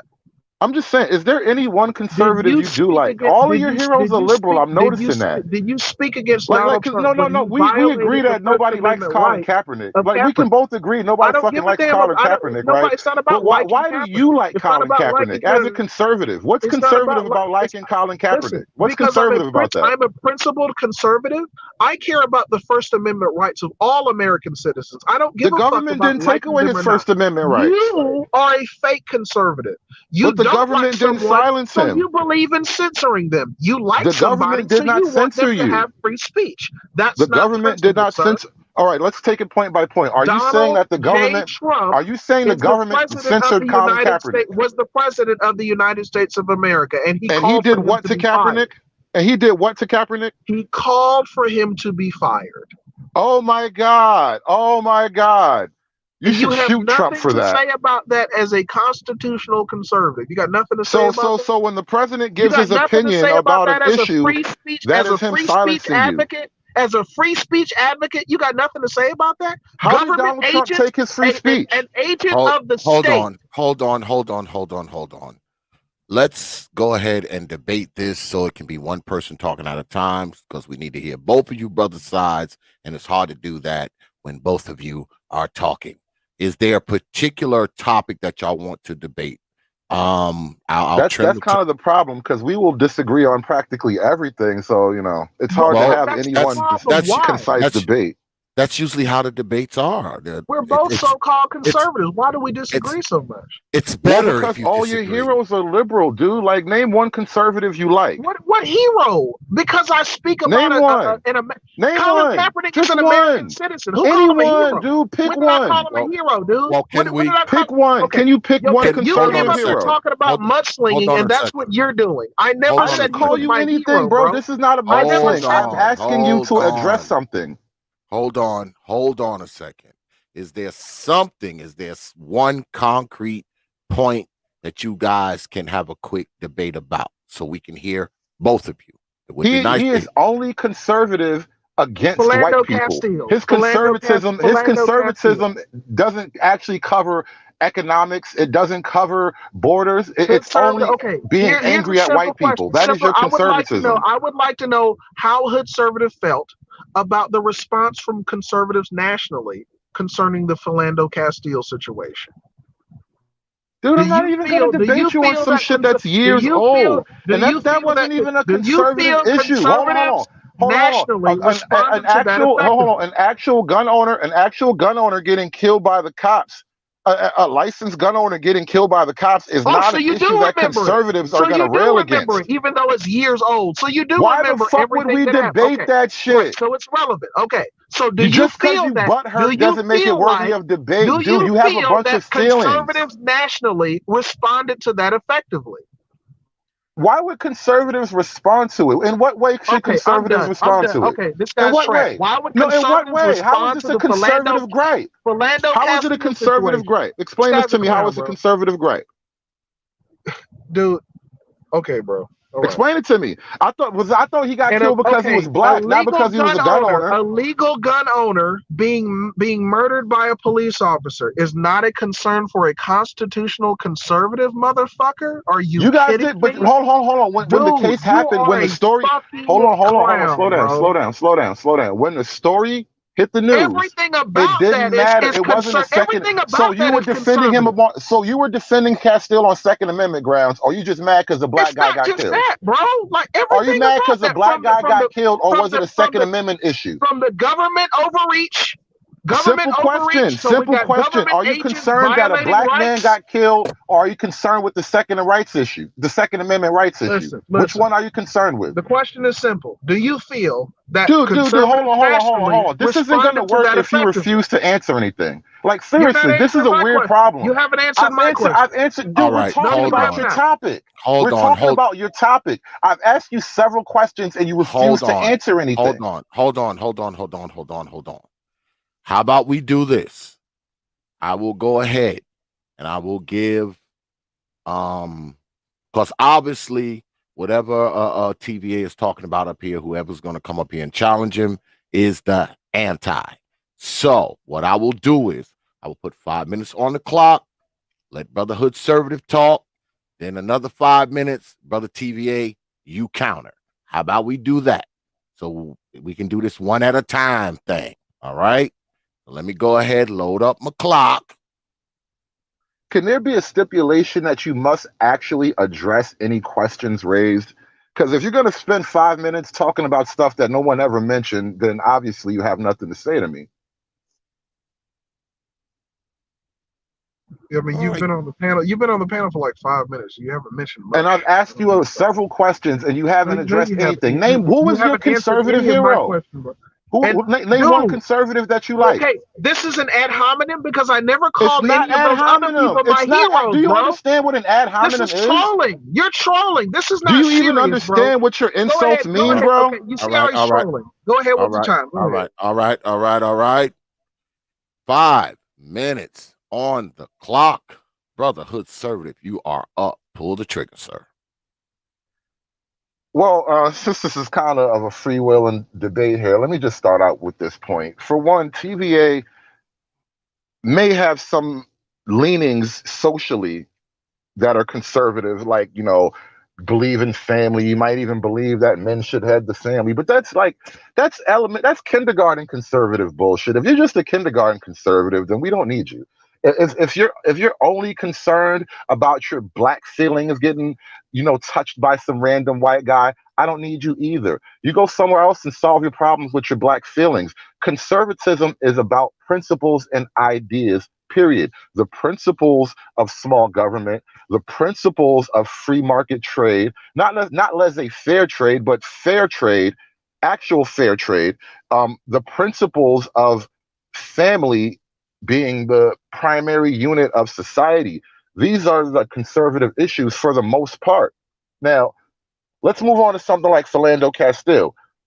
You bring up Castile almost as if he should have been a conservative, like cause celeb, but the problem is no one on the black side of things made Castile a Second Amendment issue. They made it a black issue. Why would conservatives automatically latch on to a black issue? That's liberal shit. Liberals play race politics. If it was purely about a Second Amendment owner being violated by the law enforcement, then you could have probably got a lot more backing with that. But no, because you make it a race thing, you're going to chase away people who actually want to just deal with it on a logical, cold basis. Because people who play the race game tend to be lying about their motives. That's just what we've learned over the last couple of years now, especially especially since Biden's been in office. The people who play the race game, for the most part, they're lying. How many race hoaxes have we found over the last year? Jussie Smollett, the fucking girl that said some racist guy threw some lighter fluid in a lighter.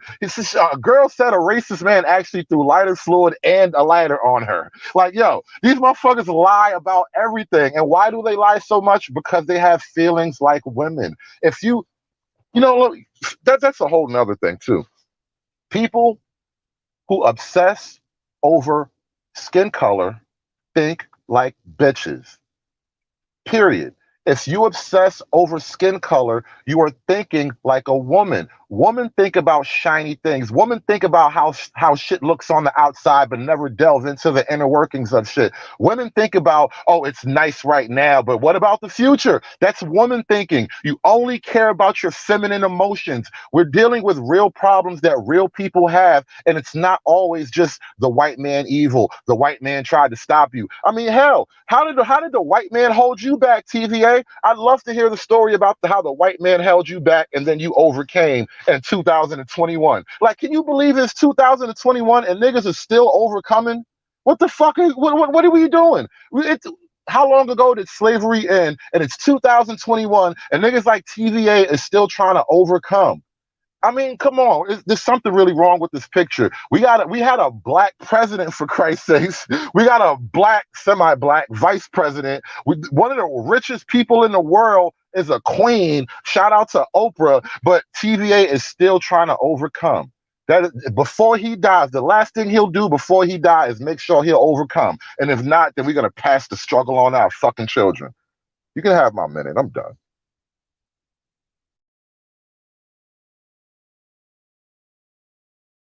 All right. Do you want that 114, brother TVA?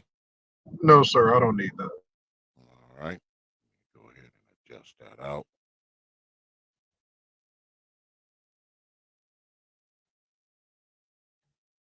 All right. 5 minutes on the clock. Brother TVA, you are up. Pull the trigger, sir. Okay, thank you, sir. I apologize for the chaos, brother X. I'm just it's something I'm very passionate about. This needs to, because look, if we want more black people to consider conservative, see, hood conservative, you know, SKC was talking the other day about results, right? He was on Brother X's panel talking about results, getting results, right? Okay, if we're talking about getting results, okay, we're talking about getting results. You're talking about family values and conservative values and all that would be good for black people. Okay, great. But what are we going to do to actually get black people to come over to the conservative side, to vote for conservative policies, vote for conservative politicians, get more black people to run as conservatives, actual conservatives, right? We're going to have to do something about, oh, I don't know, dude, Confederate flags and fucking Nazi flags showing up at fucking rallies and shit. That kind of shit we're going to have to separate ourselves from, dude. Okay? If you want to pretend like shit like that doesn't happen, fine. But when black people see shit like that, dude, don't fucking expect them to support them. The fucking Democrats aren't fucking stupid enough to be as overt with their shit. So, I mean, you're talking all this shit about black people and conservative values and all that, but at the end of the day, you have nothing to say about the distasteful behavior coming from these white conservatives that really pushes a lot of black people away from the conservative side. That's why anytime a black person hears black conservative, they automatically think Anthony Bryan Logan, Brandon Tatum, hood conservative, kissing white ass, making excuses for what. I never said anything about white people are holding me back. I never said that. I specifically said that. I said the opposite of that, actually. Earlier in this stream, I said the opposite of that. And that's what I believe. Again, you guys have got to stop trying to put me in these boxes. I don't fit in them. I think for myself. Okay? I do not believe that white people are holding us back. I believe that black dysfunction, the state of our current state as a race, is ultimately on us. It is definitely on us to fix. However, people like you that want to just completely ignore the problems with institutional racism in this country, and you call yourselves constitutional conservatives, I don't understand how you're a conservative and you don't see the Philando Castile issue as a problem. Here you have a government agent violating the rights of an American citizen, So we got government overreach, Mr. Small Government, right? But you guys want to whine, bitch, and moan when the government tries to force you to take a vaccine? But you have nothing to say about the government taking an American citizen's life? But you're all about stamping out government overreach, right? I mean, there's some inconsistencies here, and it seems to be based on race. It seems like Black American rights being violated isn't really an issue, and we don't need to talk about it. It's not a big deal, even though, like I said, under 2 Republican administrations, the Federal Bureau of Investigation have come out with reports stating that it is a problem, sir. So while niggas like you keep running your mouths talking about racism is a problem, no, you to understand, real conservatives like me are going to look at the evidence. Yes, Black people, it's time for us to get off our asses and pull ourselves up, get ourselves out of this rut. But pretending like institutional racism doesn't exist in this country is bullshit. It's complete bullshit, conservative. And like I said, at the end of the day, if we want to attract more Black people to the conservative side, we are going to have to, at the very least, I need you to acknowledge this at least. We're gonna have to distance ourselves from the motherfuckers showing up at rallies with Nazi flags and Confederate flags and Ku Klux Klan outfits and shit. You know what I'm saying? It's kind of hindering Black people. That might be hindering some Black people from coming on over here. I'm just saying, bro. I'm just saying. I mean, since racism doesn't exist, racism, because we're the only ones that talk about race, right? So those KKK outfits, those are wedding uniforms, right? Okay.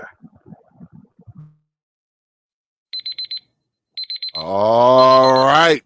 I guess we go to the rebuttal rounds. We'll make those 4 minutes for time constraints. Brotherhood Conservative, you are up, sir. Pull the trigger. Rebuttal round. I am tempted to pull a Supreme King Coon and just laugh at you for 4 minutes, but I won't. I'm above that. We're better than that. We're better, even though you deserve it. We're better than that. So you're gonna tell me that you can admit that Black people are Black people's biggest problem. We impede ourselves in the path to success. You just admit it. White people are not holding you or the majority of us back. I mean, the only people that white people might be holding back, the only Black people that white people might actually be holding back are actually in jail doing time.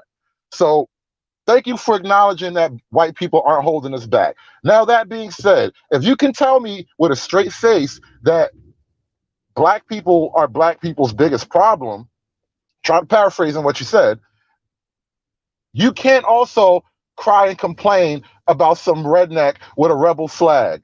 If you're going to sit here and tell me Black dysfunction is Black people's biggest problem, then what are you worried about a rebel flag for? Why do you care if white people are nicer to us if Black people are Black people's biggest problem? This is why I take such a stance with you guys, because you're hypocritical to the bone. You know what the problem is, but you're so butthurt about some Caucasian boogeyman that you can't deal with the problem. You would rather focus on making white people better. You love white people more than the Black people you claim to want to fix. That is your deepest problem. And it's revealed in that statement just like that, just as simple as that. You know for a fact Black people are in Black people's way, but you would much rather focus on some redneck with a rebel flag. Oh my God, we're going to suffer forever because niggas like you are in charge. Niggas like you get to set the agenda for the most part. How do you fucking get around some shit like that? You just admitted that white people aren't most problems. Black people are Black people's problems, yet you're afraid of the white man with a rebel flag. Which brings me to another point. Are you suffering from a phobia? Do you understand what a phobia is, right? A phobia is an irrational fear. Do you have an irrational fear of white people? Do you have white phobia? Like, I'm sure there's a medication. There's like some kind of Prozac, some kind of nigga Ritalin you can take, and you won't get all jittery around white people. But bro, white White people aren't black people's problems. Why am I saying this to you? Because you just admitted it. Why are we even debating some shit that you can't help but to admit? This doesn't make any sense, bro. Explain this to me. How can you admit? You start out the gate admitting that white people are not our problem, but you want to fight racism. Explain that to me. That is a giant intentional waste of resources, bro. And then, you said something earlier about making money talking down to black people. Bro, the most successful people in this country right now are the Black Lives Matter crew. And all they do is pander to emotional niggas like you. You claim to be a conservative, but your whole agenda, your whole posture is a Black Lives Matter nigga right now. How can you claim to be conservative, but you walk and talk like a Black Lives Matter nigga? But you're conservative, though. Explain this one to me. Oh, yeah, and I'm done. That's a legit question. Explain that to me. I'm done, though. All right. Brother T.V.A., do you want that 21 seconds? Yeah, I'll go ahead and take it. All right. All right. 4:21 on the clock. Brother T.V.A., you are up, sir. This is the rebuttal round. Pull the trigger. Okay, thank you, sir. I want to go ahead and take those extra seconds to answer his question. It's both, man. It's possible to do both. It's possible to acknowledge the fact that white people are not holding us back, and at the same time, acknowledge the problem of institutional racism. Is institutional racism completely to blame for our current state? No. But is it a problem? Yes. It is a fucking problem. I don't understand what you're not understanding about this. And again, I understand this is new. Because I understand most people are polarized. It's black and white. I'm new. I understand because I come from a logical perspective. I don't come from an emotional perspective. It's about logic. And bottom line is the black dysfunction in our communities is ours to fix. Yes. Is it white people's fault totally? No. But is institutional racism is a problem? Yes. It is a problem. And it should definitely be a problem for a so-called conservative. Any instance of government overreach, any instance of government violating the rights of an American citizen, any instance of a government agent violating the constitutional rights of an American citizen should be a problem for any conservative. It should be a problem for any conservative. And for you to sit up here and call yourself a conservative and not understand how the Philando Castile situation, for instance, should be a major issue for conservatives, you don't see how a conservative should have a problem with that situation. Again, as a conservative talking about small government, anti-government overreach, Second Amendment, law and order, law-abiding, gun-toting American. This guy had a permit and all, but he's a law-abiding. See, you're all about law and order, right? All those conservative values, right? But where you at? Nowhere to be fucking found. And this is my problem. Okay, and I'm going to stand 10 toes down on what the fuck I'm saying, dude. You can call me whatever the fuck you want, but you can't call me a fake conservative. I'm a real conservative, dude. I'm principled, okay? I don't give a fuck about a person's past. I don't care about that. It's about the principles. It's about the principles, man. Now, again, we agree on the black dysfunction being a problem. Yeah, it's a problem. It needs to be fixed. It's ours to fix. And I don't blame the white man and all that. No, family values and all that. I'm for that, man. But guess what I'm also for? I'm also for standing up for the rights of American citizens and making sure that government is respecting the rights of American citizens. And I'm also for checking government tyranny. See, your white buddies, they like to talk a lot of that shit too. You know, that Molan Abe and all these white militias out here talking about government tyranny and all that kind of shit. Well, what's up with the government tyranny when it's directed towards black people? Oh, well, it's not a big deal then, right? It's not a big deal. You same white boys out here talking about government tyranny support Derek Chauvin, bro. Hoodservative. A lot of your white buddies support Derek Chauvin. You want to talk about what I just got up here to admit it to? Yes, I admit that white people are not the main problem for us. I admit that. I admit that. But I need you to admit that a lot of your white buddies agree with Derek Chauvin, bro. A lot of your white buddies agree with that guy, man. What do you have to say about that? Because you just admitted that he was wrong. How do you feel about that, conservative? And are your white buddies real conservatives? The ones that actually support Derek Chauvin, are they real conservatives? Since they support a government agent murdering an American citizen.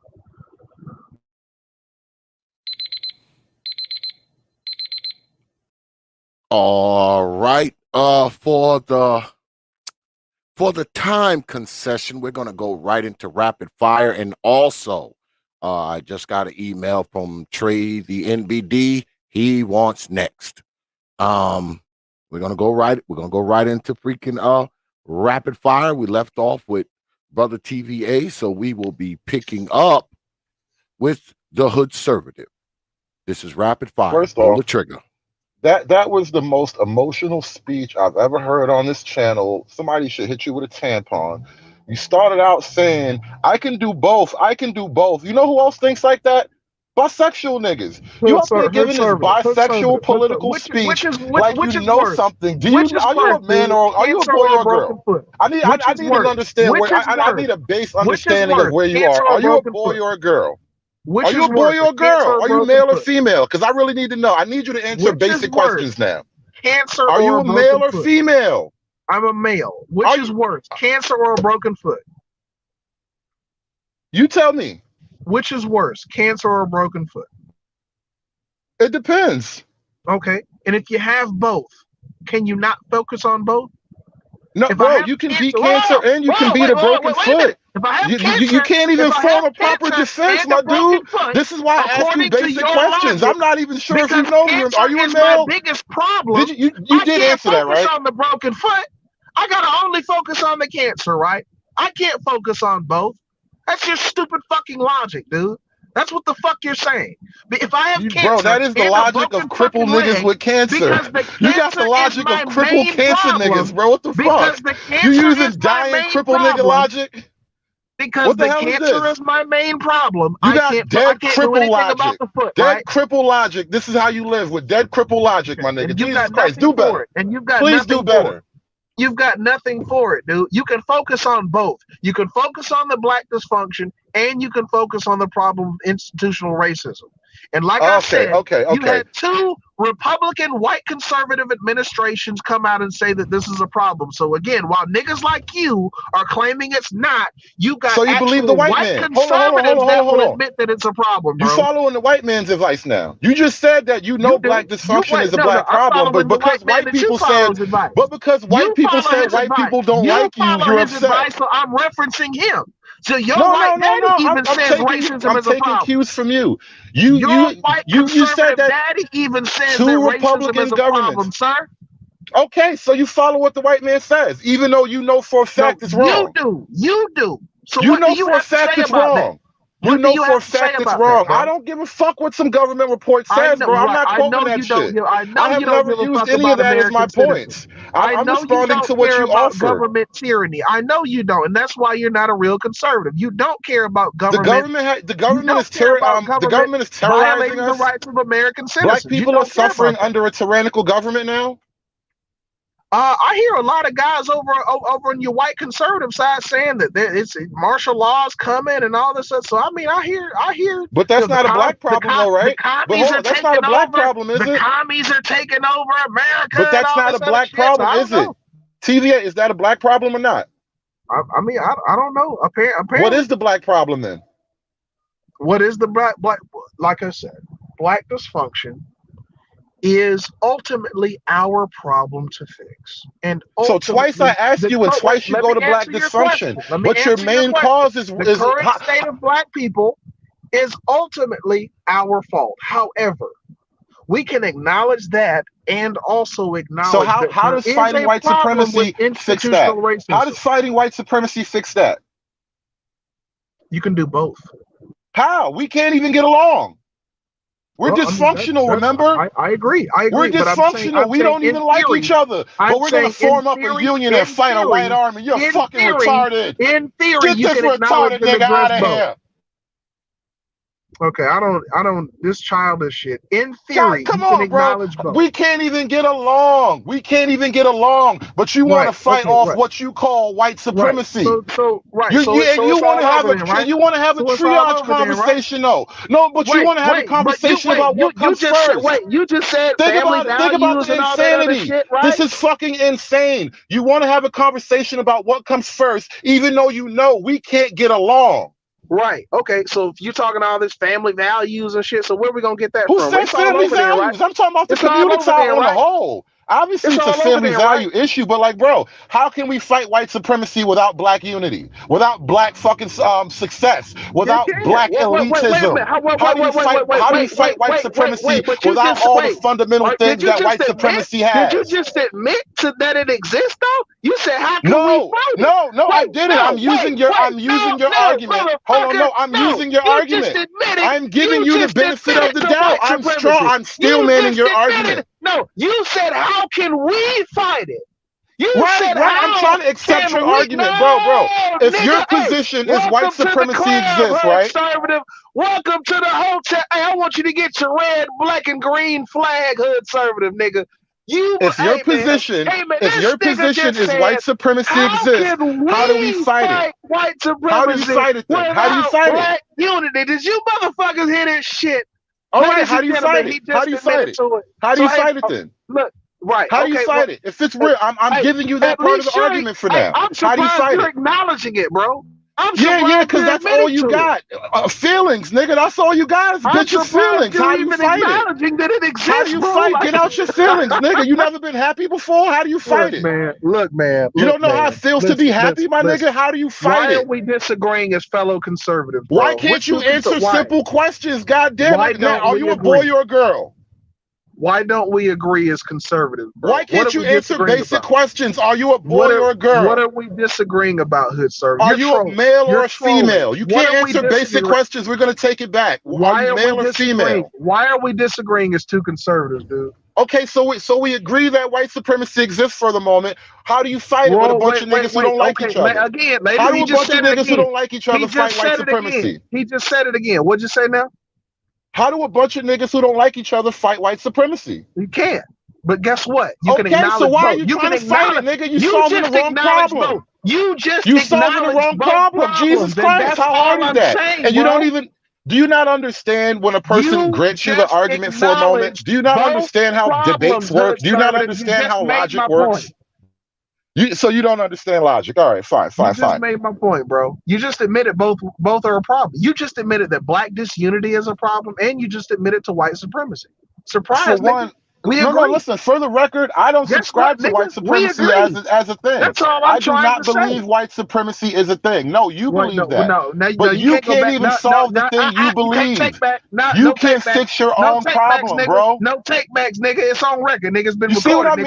See what I mean about feminine behavior? Back in history, you ever argue with your baby mama and she do some goofy shit like this? You just fucking admitted to it, nigga. Baby mama energy. That's what this is called, baby mama energy. You're the one asking me if I'm a boy or girl, dude. You're trolling. Why are we disagreeing? Baby mama, because you can't answer basic questions, so I made it simple for you. Why are we disagreeing? I have to make it simple for you. Well, for one, you're not very conservative. All of your heroes are liberal. Every cause you mention is a liberal cause. You haven't mentioned one traditionally conservative cause. You don't care about traditionally conservative things. How am I liberal? You haven't mentioned anything conservative yet. You're only talking about liberal issues, and you're upset that conservatives are helping you with your liberal problems. All fucking night. What are you talking about, dude? You talked about Colin Kaepernick. How did the Constitution get used against Colin Kaepernick? President of the United States calling for him. He didn't take shit from Kaepernick. Kaepernick don't work for Trump. He don't work at the White House. That doesn't matter. That doesn't matter. Because you're dumb. Actually, Trump firing him if he worked for the government would not be a violation of his rights, dumbass. The fuck are you talking what could Trump have fucking done then? What could Trump have done? Doesn't work for the government. What could Trump have done? Be fired of an opinion. You What don't could see Trump how that's a have done? violation of his First Amendment rights, dude? Everybody Free wanted speech? him fired. How is Trump the only one that? Okay, so what about his free speech then? Y'all talk all this shit about He free said speech. it. And He now, had his free wait a speech. He minute. did it Wait all a minute. Now you season. got Trump whining about Twitter? Wait a minute. Dude, hold on. Stay on Wait a minute. Kaepernick. Stay on Kaepernick. Do you support Stay on censorship or Kaepernick, bro. not? Focus. Do you Focus, support my nigga. censorship or Focus. not? Focus, my nigga. Stay on Kaepernick. The government did not censor Kaepernick. It is not a constitutional issue. He called for him to be fired. He called for him to But be he fired. didn't get fired. He never got fired. He refused to deal, bro. He didn't pick up his contract. For him to be Kaepernick fired, bro. did not want He to take called the for him deal and on the all table. of the protesters to be fired. That's a violation of their First Amendment right. That's not a violation. Offering an opinion is not a violation. No. Actually getting them fired is a violation, possibly. Look, man. Go read the Constitution, please. I'm not gonna. This is getting old. But seriously, I need you to go read that. Okay? Speech did Kaepernick not get? Read that, bro. Are you going to say Kaepernick didn't speak freely? He's still speaking freely. Do you support censorship or not? That wasn't censorship. So calling for someone to be fired over an opinion is not censorship? No, it's not. It's expressing how you feel. All right. Okay. This guy's an idiot. All right. And one, he was never fired. So the thing that you call for didn't happen. How can you be punished for something that never actually happened? Out of the league, and I'm not. And look, it's not even about how I feel about Kaepernick. Why didn't he play for the Ravens, bro? Hold on. Why didn't he sign with the Ravens? This is about the Constitution. Why didn't Kaepernick sign with the Ravens? The President of the United States. Why did he not sign with the Ravens? He could have had a job. Should bother any conservative. That's my point. He could have had a job. What Trump said should have bothered any real conservative. That's all. That's my point. It bothers you because you're a liberal. You're a feminist. And all that stupid shit. None of that shit matters. A real conservative would have a progressive feminist, bro. That's why it bothers you. A real conservative would have a problem with the government telling a private enterprise to fire one of their employees over an opinion, a political opinion. A real small government conservative would have a fucking problem with that. Forget about how you feel about Kaepernick. As a real conservative, you have government telling a free enterprise to fire an employee over their political opinion. Wait, let me ask you a question. Is Trump in charge of the NFL? With that? Does Trump have power over the NFL? It doesn't matter who the fuck it is. Whether it's does Trump give the NFL orders? It doesn't fucking matter. Bottom line is, you got a fucking president, so-called conservative, free speech, paragon of free speech president. Oh, Trump is so... And now this motherfucker's whining about being censored. Hang on a fucking second. So this motherfucker's bitching about being kicked off social media, but he gets to call for Kaepernick to be fired, and he's not a fucking hypocrite? Getting kicked off social media isn't government censorship either. Trump is not a conservative, bro. And if you believe he is, you're not a fucking conservative. Yo, hold on. Trump getting kicked off social media is just like Kaepernick getting fired, bro. Same shit. They just don't want you no more. If motherfuckers don't want you no more, what are you gonna do? So you support what you gonna do? I know you used to not being wanted, T.V.A. I know you understand not being wanted. What are you supposed to do when nobody wants you, T.V.A.? So you don't believe T.V.A., what do you do when nobody wants you, T.V.A.? T.V.A., what do you do when nobody wants you? Tell me the last time that happened. What did you do? Dude, stop trolling, bro. Please. Seriously, come on. You never not been wanted. You of all people gonna tell me everybody wants you. Everybody loves you, nigga. You gonna tell me everybody loves you? You're a fake conservative, bro. Stop claiming it. Come on, stop claiming it, bro. You know what it's like to not be wanted, my nigga. Stop capping. Like you ain't never been rejected. Like you never been dissed. Like nobody ever told you to go home. You get told to go home all the time, nigga. Stop. I don't know what the fuck this nigga's talking about. I don't know what he's talking about, but he damn just like Kaepernick. You and Kaepernick. They both told you to go home. Conservative niggas get told to go home sometime, bro. That's how it is. He's not talking about That's how it is. Not everybody wants to play with everybody, bro. Sometimes you can't be on this team. Okay, so do you believe in this lie that conservatives are being censored on social media then? On social media, of course, yes. Well, wait a minute. But you just said it's all about they don't want to play with you. Just go home. They don't want. That's not government censorship. You know what? You know what? They're private companies and they can do that. I don't have to like it. I don't have to like it, and I can talk all the shit I want, but I'll take my ball and go home. I Were would you take my ball consistent and with go that? home. Yes, nigga, what the You're fuck? consistent You don't with have that. to like me and I don't have to like you. That's real nigga shit. You're consistent with that. Okay, I support that. But don't let me hear you saying otherwise on any of these panels, whining about how Trump got kicked off Twitter and conservatives are being censored. No, Don't let me no, hear no. you Let saying me that tell you the bullshit. issue. No, hold Don't on. let me hear tell you the saying issue. that Let me shit. tell you the issue is not censorship. The issue is hypocrisy. Liberals can say whatever they want. They can be racist on That's Twitter a and not goddamn get kicked fucking off. lie. That is a fucking lie. And I'll say that as a conservative. There are plenty of now it's a leftists that lie. are censored on social media. Abby Martin. Go look up Abby Martin, If bro. you're That's a one liberal, you can example. Go call look up anybody Abby anything. Martin. No, because you're full of shit. As a conservative, I'm honest, bro. I'm principled. That's bullshit. There are plenty of left-wing people that are getting censored on social media, bro. Are you fucking serious? How often? Give me a How break. often? Give me How what? often? What? Name them. Name them. I'm sure there's a couple. Especially I'm the sure ones there was a talking about couple. communism and shit. Do you really think these corporations want communism, you fucking idiot? Are you fucking kidding me? What the fuck is wrong with you guys? You stupid ass somebody's niggas got out to here make the talking about widgets. billionaires Bro, even in want communism, socialism. somebody's You got to make the stupid widgets. ass, What do you mean? fake ass black conservatives out here talking about billionaires want socialism. What? Why the fuck? Yes, would yes, a they do. billionaire Billionaires do want socialism because they will rule your dumb ass. That's how they get to rule your stupid ass, because they will have all the money and everything. They're ruling you now, nigga. What the fuck are you talking about? These corporations rule you now, nigga. What the fuck are you talking about? What are you talking about, dude? No. Not quite. It's not These where it could be. corporations It's not where run you want it to now, be. Where they nigga. want it. Corporations run you now. What are you talking about? You think you're not No. now? Look at it like You this. think you're Look not at it like ruled this. now? We could all be working like Chinese slaves in the iPhone factory. Okay, dude, you're not slaves now? No, Basically, we're not Chinese slaves in the iPhone factory. No. Okay. Let that unemployment dry up and see what happens. You're gonna take your ass to what? To work, huh? You're gonna take your ass to work. Now, you assume I'm waiting for unemployment? That's very racist of you, my nigga. Listen. That is very racist of you to assume that this black man is on unemployment. I'm fine with being productive, but Why bottom you line assume is, I'm unproductive? dude, That was don't kind of claim white of this you. That was super mighty white of independence you, that bro. you don't really have over that here, was bro. a mighty white thing Don't to say. claim this super independence in America. Like, at the end of the day, there's a ruling class and they're running I'm shit. just saying, okay? I haven't been eligible for unemployment. Bro, what do you mean? Me either, nigga. But look, listen. Bottom line is, that was an awful Caucasian thing to say to me, man. Jesus Christ. What are we disagreeing about? What are we disagreeing about as conservatives? I'm not understanding.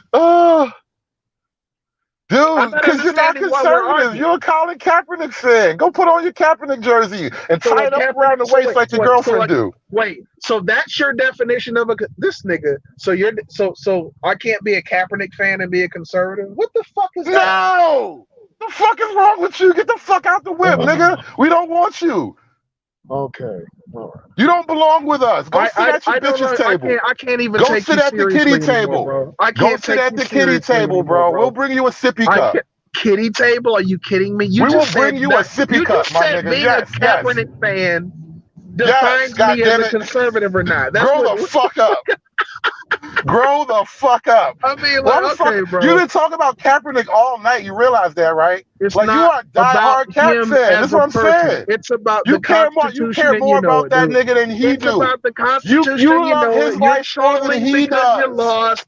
You're trolling because you got no points, bro. You know damn well it's about the principle and not the person. because it's in my blood. It's not about the person, bro. It's not. Yeah. Well, at least you admitted that you're trolling. I don't it's not give about a fuck. Kaepernick, and you know it, bro. It's not about Kaepernick. It's about the Constitution, and you know that. And you're full of shit. And you're just, you've been exposed, and it was fun doing it. It was very fun. I've been waiting a while. What size Kaepernick jersey you wear, bro? I've been waiting a long time to expose you, motherfucker. I bet you got on a Kaepernick jersey right now. People listen to this. You probably got on Don't let this nigga on your panel talk about the conservative shit anymore. He thinks being a conservative is linked San to who Francisco you jersey right now. in the NFL. That's who he thinks.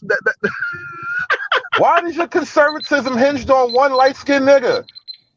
One mixed nigga. Why is your black conservatism hinging on one mixed nigga? All right. Me liking him or not. All right. You already This nigga's amazing.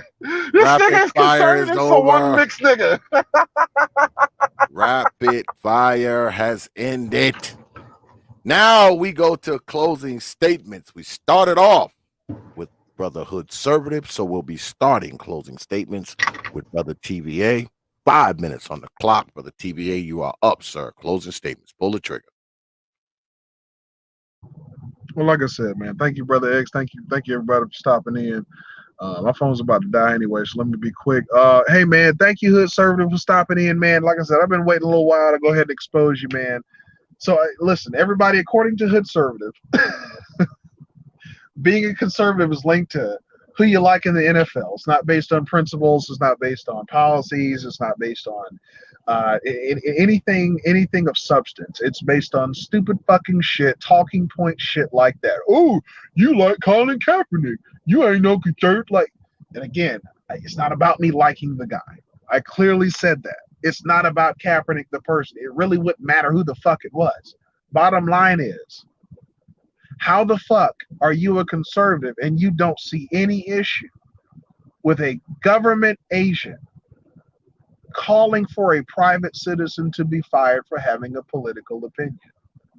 If you call yourself a conservative, you say you're against government tyranny, you say you're against government overreach, you say you want small government. As a real conservative, you believe that government's role is to what? Protect the rights of American citizens. At least it's part of what they're part of their job, part of their role as government. So how then do you not have an issue as a conservative when you have the president of the United States doing this shit? And this is a president that calls himself a conservative, calls himself some sort of paragon, puts himself out of some sort of paragon of free speech, some sort of leader of the free speech movement. But this motherfucker's calling for someone to be fired over an opinion. How are you calling yourself a conservative and you don't have a problem with what happened to Philando Castile? Again, government overreach, violation of his Second Amendment. This is a law-abiding citizen. This man did everything that we tell black people to do when they're pulled over. Be respectful to the officer. Obey all of his commands. Give him what he wants. ID, all that.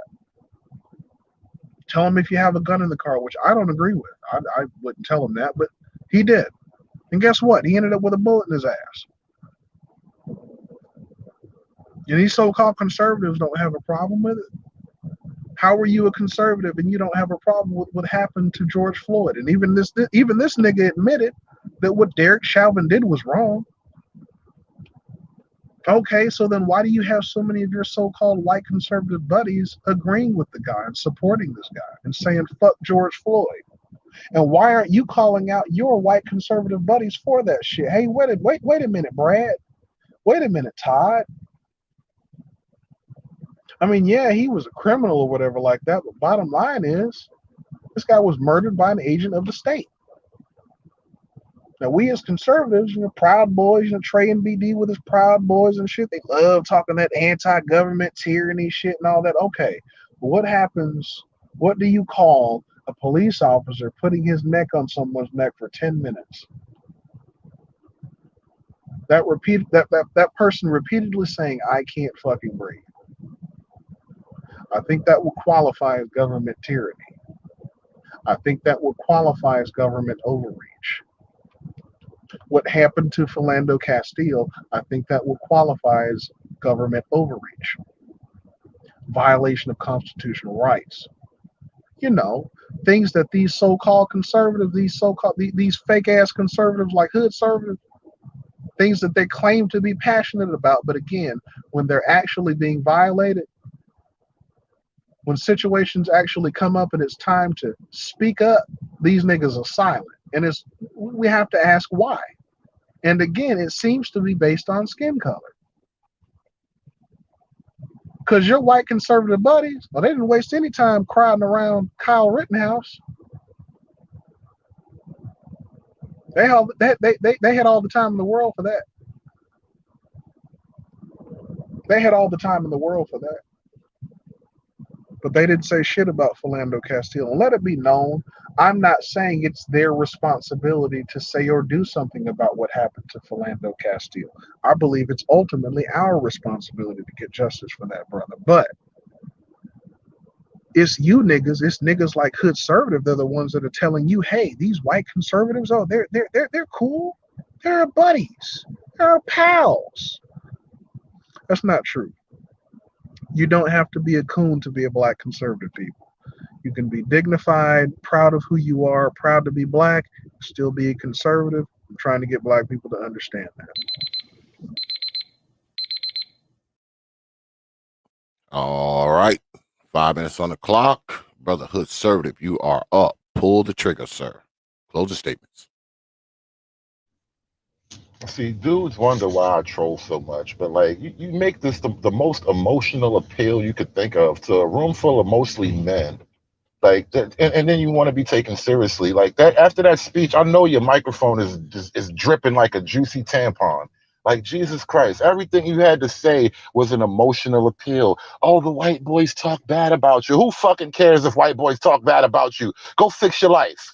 Oh, the white boys don't want to play with you. Who fucking cares if the white boys don't want to play with you? Go fix your life. Like, dude, it's that simple. But this is how you can tell you are really not a conservative. You are a liberal. You just don't like your liberal friends. You don't want to be associated with the rainbow crowd. Well, tough. You're associated with them niggas, all right? You're a fucking feminist and you don't like it, but it is what it is. You don't want to be a feminist no more? Not my fault. We already spotted you, my nigga. It is what it is now. Conservatism doesn't care about Colin Kaepernick. The Philando Castile event, you could have actually drawn a conservative to your cause if you had made it, something conservatives care about. But you tried to make it the white cop murdered a black man, and it's a race thing now. No, we can't play the race game. Conservatism can't be caught up in racial bullshit. Otherwise, it's no different than the Democrats. It's that simple. Race politics is a Democrat game. Appealing to people's sense of racial grievance is a Democrat game. And frankly, it's also appealing to people's sense of emotional grievance is a very feminine, underhanded tactic. Like no bullshit. That's how your woman comes at you. Always with a manipulative line. Always with some shit to make you feel bad about doing the right thing. About feeling bad about being logical and just stiff in your logic. You have to break your logic for your feelings, right? Because he black, she black, your mama black, we black, all that shit, right? That is all your appeal boils down to is black, black, blackity, black, black, black. The white man hates you, blackity, black, black, blackity, blackity, black. That is your whole fucking speech. And you consider yourself conservative based on what? And that's another thing too. There's a weird phenomena recently of dudes, black men claiming conservatism, but they spend all their time bashing other conservatives. You don't actually push forward conservative ideas. Hell, you don't even troll from a conservative angle. You troll from the liberal angle. The issues you care about are liberal issues. Where is your conservatism? Where? I have yet to see your black conservatism. Hell, let's go to your channel and point to your black conservatism. Every video you put up is you crying about other niggas. It's a channel full of hoe shit. And I don't want the last 2 minutes.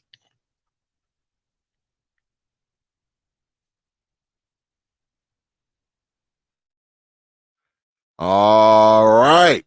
I guess that's going to conclude our impromptu debate. So now we go to the polls. If you believe Brother T.V.A. won the debate, put a T in the chat. If you believe the Hood Conservative won the debate, put an H in the chat. And I warn you, folks, do not vote twice or my moderators will block you. Not time you out, block you. Along with the old Streamlabs bot, of course. He will be shadowing the moderators. So if you believe T.V.A. won the debate, put a T in the chat. You believe the Hood Conservative won the debate, put an H in the chat.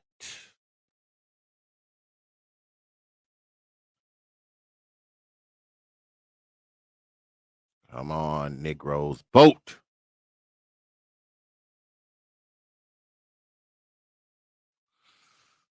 It's looking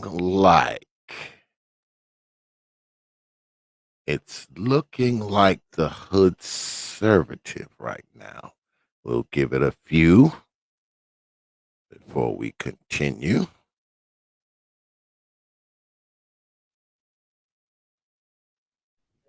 Well, either way, it was a good fight. It was a good fight. You put up a tough one, threw a couple of stiff jabs. It was nice. It was a great debate, man. You got your ass whooped, but I see you got your buddies over here. Now, yeah, I support it. You know what I'm saying? Boy. I salute that you came over here to support your friend. I salute the loyalty. You caught that right, You got some loyal soldiers, bro. I respect you heard that right? Oh man.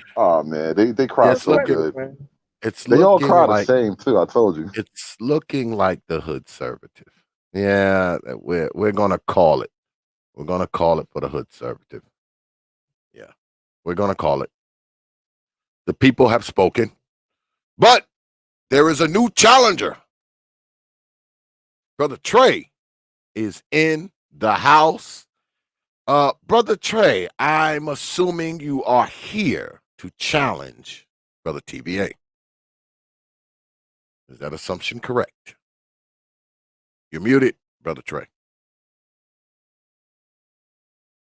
Well, check this out.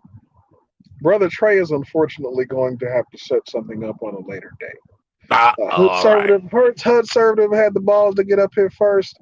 Hey man, it was good. It was good time with you, man. I salute you, man. It was a good debate, man. Trey, hey man, let's try to set something up in the future, man. I need a fresh slate with you, man. You can't this nigga trying to come in. I done gone 10 rounds with this nigga. Now you want to come in all fresh and no, nigga, fuck that. You know what I'm saying? Wait a minute, hold on. Hold on, bro. That's how the challenge night works. No, you had your chance the other day. I was in your chat, and there's no debating. Here's the link, but there's no debating. So you had your chance to come with it the other day, bro. So don't try that shit now. So if Brother X has my the time channel, in the my future, rules, my body, my choice. We're going to communicate with Brother X, man, and we're going to set something up in the future for the good people to watch, man. Shout out to you people coming to the stream and, supporting it and everything like that. Brother X, I really appreciate it, but I'm on goddamn 7%. So I got to charge this bitch up, man. Well, so I really appreciate it. Well, this isn't usually how it works. You come up here for a challenge. You got to take on all challenges when they come up here now. Yeah, you mean to tell me your phone wasn't plugged in this whole time? The white man was holding his power back. We going on 2.5. So I'm sorry, Trey. Like I said, we'll try to set something up in the future, bro. But hey, man, I respect you coming up. Finally bringing your punk ass up here. I do talk respect about. it. I already destroyed you on that. I give you your flowers on that. I give you your flowers on that, bro. You finally came on out the woods. I destroyed you up here already, bro. And listen. You could have come up with conservative because. Even X played it in the beginning. I'm cool with handicap. I'm cool. Come on, bro. I've been out here going after it, working all hard for the white man, my slave master. Well, that's a damn shame. I work for my damn self. Shout out to Brother X. We know what that's like. We ain't working for no white man. But hey, I'm out here. I'm slaving like I said, for the I white respect man. The stream. Shout out to Brother Hood Conservative, man. It was a good debate, man. Shout out to everybody in the chat, man. All right. Well, for future references, when you come up here for a challenge, you got to take on everybody, not just the people you want to take on. But before we continue, I do see that we have received a Cash App, Brother Cool Kamasi. Appreciate that, brother. You already know when you drop coins on this platform, you get this.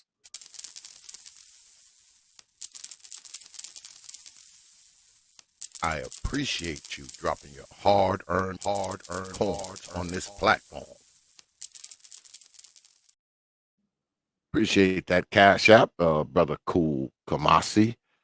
I don't know what to tell you, Brother Trey. Brother T.V.A. has left the building, so that's it. But Brother Mark, T.V.A., for future references, goddamn it, I'll say it again for a third time. When you come up here for a challenge, you got to take on all challenges, brother. Got to take them all. Bro, no. See, I'm not gonna hold my tongue. This is another. He is not a conservative, bro. You first of all, you come in unprepared. He probably came to the debate with his phone at 12%, and he never plugged it in. And then two, conservatives don't run from shit like this, bro. Come on, man. You can't stand on your square and defend your ideas in front of men, and you're a conservative. This is why I had to ask you: are you a boy or a girl? I'm fucking confused. I don't know. Yeah, I just, like I said the other day, when T.V.A. came over to the channel, we were talking about other things. We had other things. We were talking about productivity issues, for all conservative men. It just wasn't a time and place. But my challenge to him was going to be, show me the problem with black men who are conservative and American first out here killing it, doing our own thing. What's the problem with that? That was my challenge to him. What is the issue in that? And to all the, the lefty dudes still in the chat, what's wrong with that? Men like myself who are just American first. We're conservative. We just, it just happen to be black. And we're out here getting it. We're out here killing it. We don't have these, institutional white freaking, non-melanated supremacy problems. It doesn't exist in our world. What's the problem? My question to him, my challenge to him is going to be, what's wrong with that? Why should I, as a brother who is completely at the 36,000 square foot level above all this carnage, be concerned with it? Don't know. I don't know how much time you have, Brotherhood Conservative, because usually after these debates, we take questions and all that kind of crap. I don't know what you look like on time, man. No, I got an hour or so. Hang out. All right. If you have any questions for the Hood Conservative, go ahead and shoot them up. And I'm pretty sure he won't have any problem answering them for you good folk. Go ahead if you can think of anything. Hey, if you had any questions for T.V.A., but he ran, I'll try to answer him. I'll try to answer them for you. He's back. He found his charger. He found his charger. Oh shit! He got a charger from the white man. Some white man let you borrow the charger. What do you mean? Why should you be concerned? What was your question again? Why would you be what? Are you able to do this right now? I don't want to. I don't want to do anything unfair. Ask the question again, bro. Okay, my challenge. What's your power level looking like? With the white power. But I ran away, right? Come on, bro. Like, ask the question. No, it was going to be my challenge to you as far as the debate, TVA, is an American first conservative brother like myself who just happens to be black. Why? And I'm out here killing it. Why should I be concerned with what the hell is going on in dysfunctional black America? It means absolutely nothing to me. Why should I be concerned with it? I'm gonna throw this at you, bro. First off, like I said, I brought this point up before, man. In this country in particular, let me be square with you. No trolling. I'm just being square, man to man, bro. In America, we are not the ones that first came up with this race concept. That's number one. I need you to acknowledge that, bro, because listen, I'm tired of this. Black people are the ones that keep bringing up race. No, we're not, bro. We're not. We didn't even come up with this shit. It's not our fault that race is a factor in America. And still to this day, like I said, look at your fucking driver's license, bro. I bet it's on your DD-214. I bet your race is stated on your military paperwork. Now, why does your race matter in the military, sir? Aren't you serving America? Wait a minute. I'm looking at both of them. I'm looking at both of them. Hold up. I'm looking at both of them. I'm looking at both. The only black thing on my driver's license is my face. And there is no black, African-American, Wakandan, anything on my DD-214, bro. Okay, brother. Somewhere on your military paperwork, it says your race. Don't play with me, bro. Don't fucking play with me. No, and it says my race on my driver's license. So I don't know what state you're in, and I don't care. I'm in Texas, bro. I'm in Texas. Okay, well, in some states, the race is on your driver's license. So I don't know what the fuck. It ain't in mine. The only thing on mine is that's veteran. Crazy. That's the only thing on mine. I don't believe you, bro. I don't believe you. Why should it be? I really don't believe you. Hey, because they use shit like that for suspect profiling for like crimes and shit, bro. So they're gonna have that listed. They're gonna have that on your driver's license, bro. Nothing Your on my race is driver. listed on TVA, bro. Come on, bro. Nothing on my driver's license. I don't. Here's the Bro, thing with if you got a conservatives, bro. warrant, if We there's keep a it a warrant buck. out for you I got a don't have warrant any. or some shit, bro, like your race is listed on your Hey, information, TVA. man. Don't play with me. I know you've heard me, bro. I left that criminal Pookie type lifestyle 24 years ago, bro. Oh, Done you were with it. in it? You were part of it? Yes. Okay, I can say I've never been a part of that street shit. So I've never Hey. contributed. I have never contributed to the dysfunction you speak of, sir. But you Okay, have. so why are you defending Pookie and I'm not? Wait Why a are minute. you defending Pookie and I'm not? Wait a minute. I'm not when have I ever defended Pookie? But I'm Hey, trying. I'm trying to wait a minute. I'm trying to understand how you're you so. are. Oh my God, it's black dysfunction. Why should you? You're part of it. That's why I've you seen should it care about it. firsthand. That's why you. That's 24 why you should care years. about. That's why you should 24 care about the years. dysfunction, No, nigga. I'm gonna TVA. answer Why? your question and bounce off. Why? You can say I No, ran. don't I don't run. care. I don't Hold care. But on, this is hold my. on, This is my. hold on, hold on, Why? hold on. If we're gonna do this, we're gonna do this by the clock. We're gonna do this. We're gonna do this by the clock, so I can hear everybody, and y'all can have y'all rapid fire round. We can have this debate and wrap it up. So I'm gonna go ahead, put my clock on the screen. I'm assuming this is another impromptu freestyle.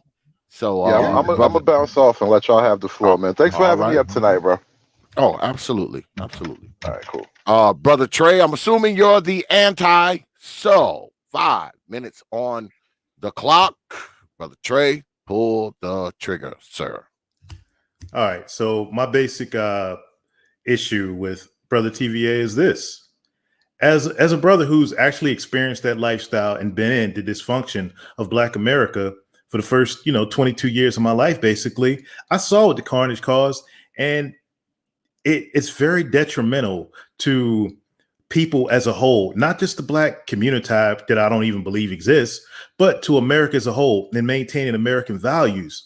You can't have free market capitalism if you have a certain segment of your society that truly believes in the socialist, communist way of the handout mentality. Basically, LBJ was the final nail in the coffin. It handed, Black people over to socialism with the single mama epidemic. Now, we sit up here every day in the manosphere, talk about single mamas. We call them the SCRAG, the ABW, all this stuff. Now, did Black men play a part in that? Yeah, we just, the guys that came before us in the 60s, they just gave it up. All right, cool. I got to leave out the house. Cool. But nobody told them to leave, and nobody told the AB Dub to freaking take the handout. But that's spilled milk. Nothing we could do about it. It happened. And now 60 some years later, this whole community is in dysfunction. 20 years ago, I was knee deep in it, and I woke up.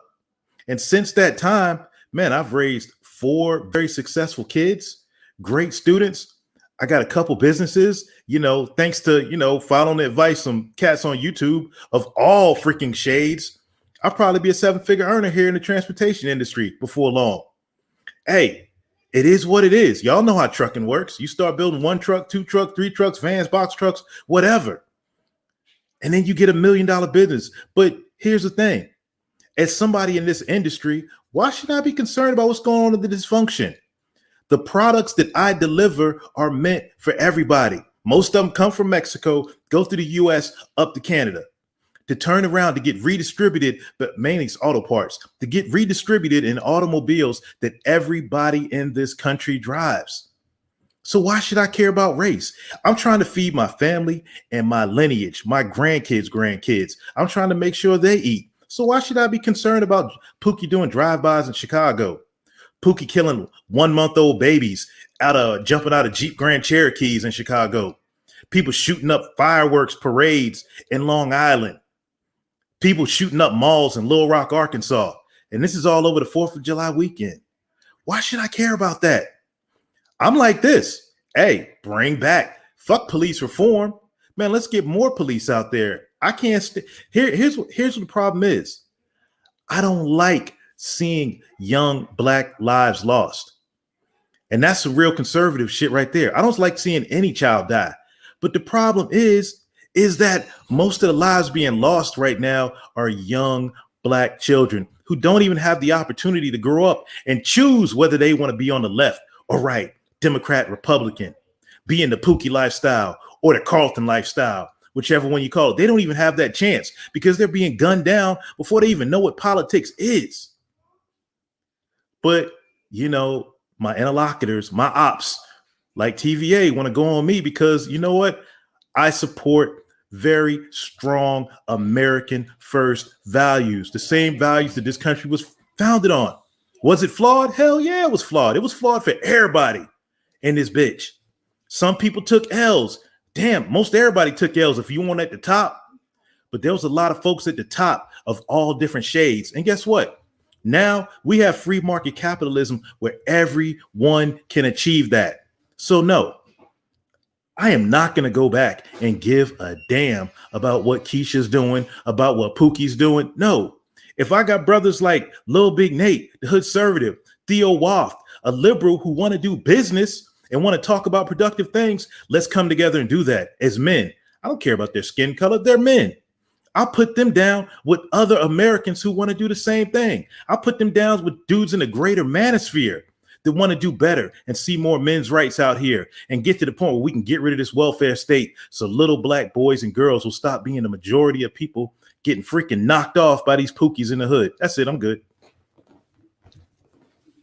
All right. Do you want that last 15 seconds, Brother TVA? Oh, no, I'm good. All right.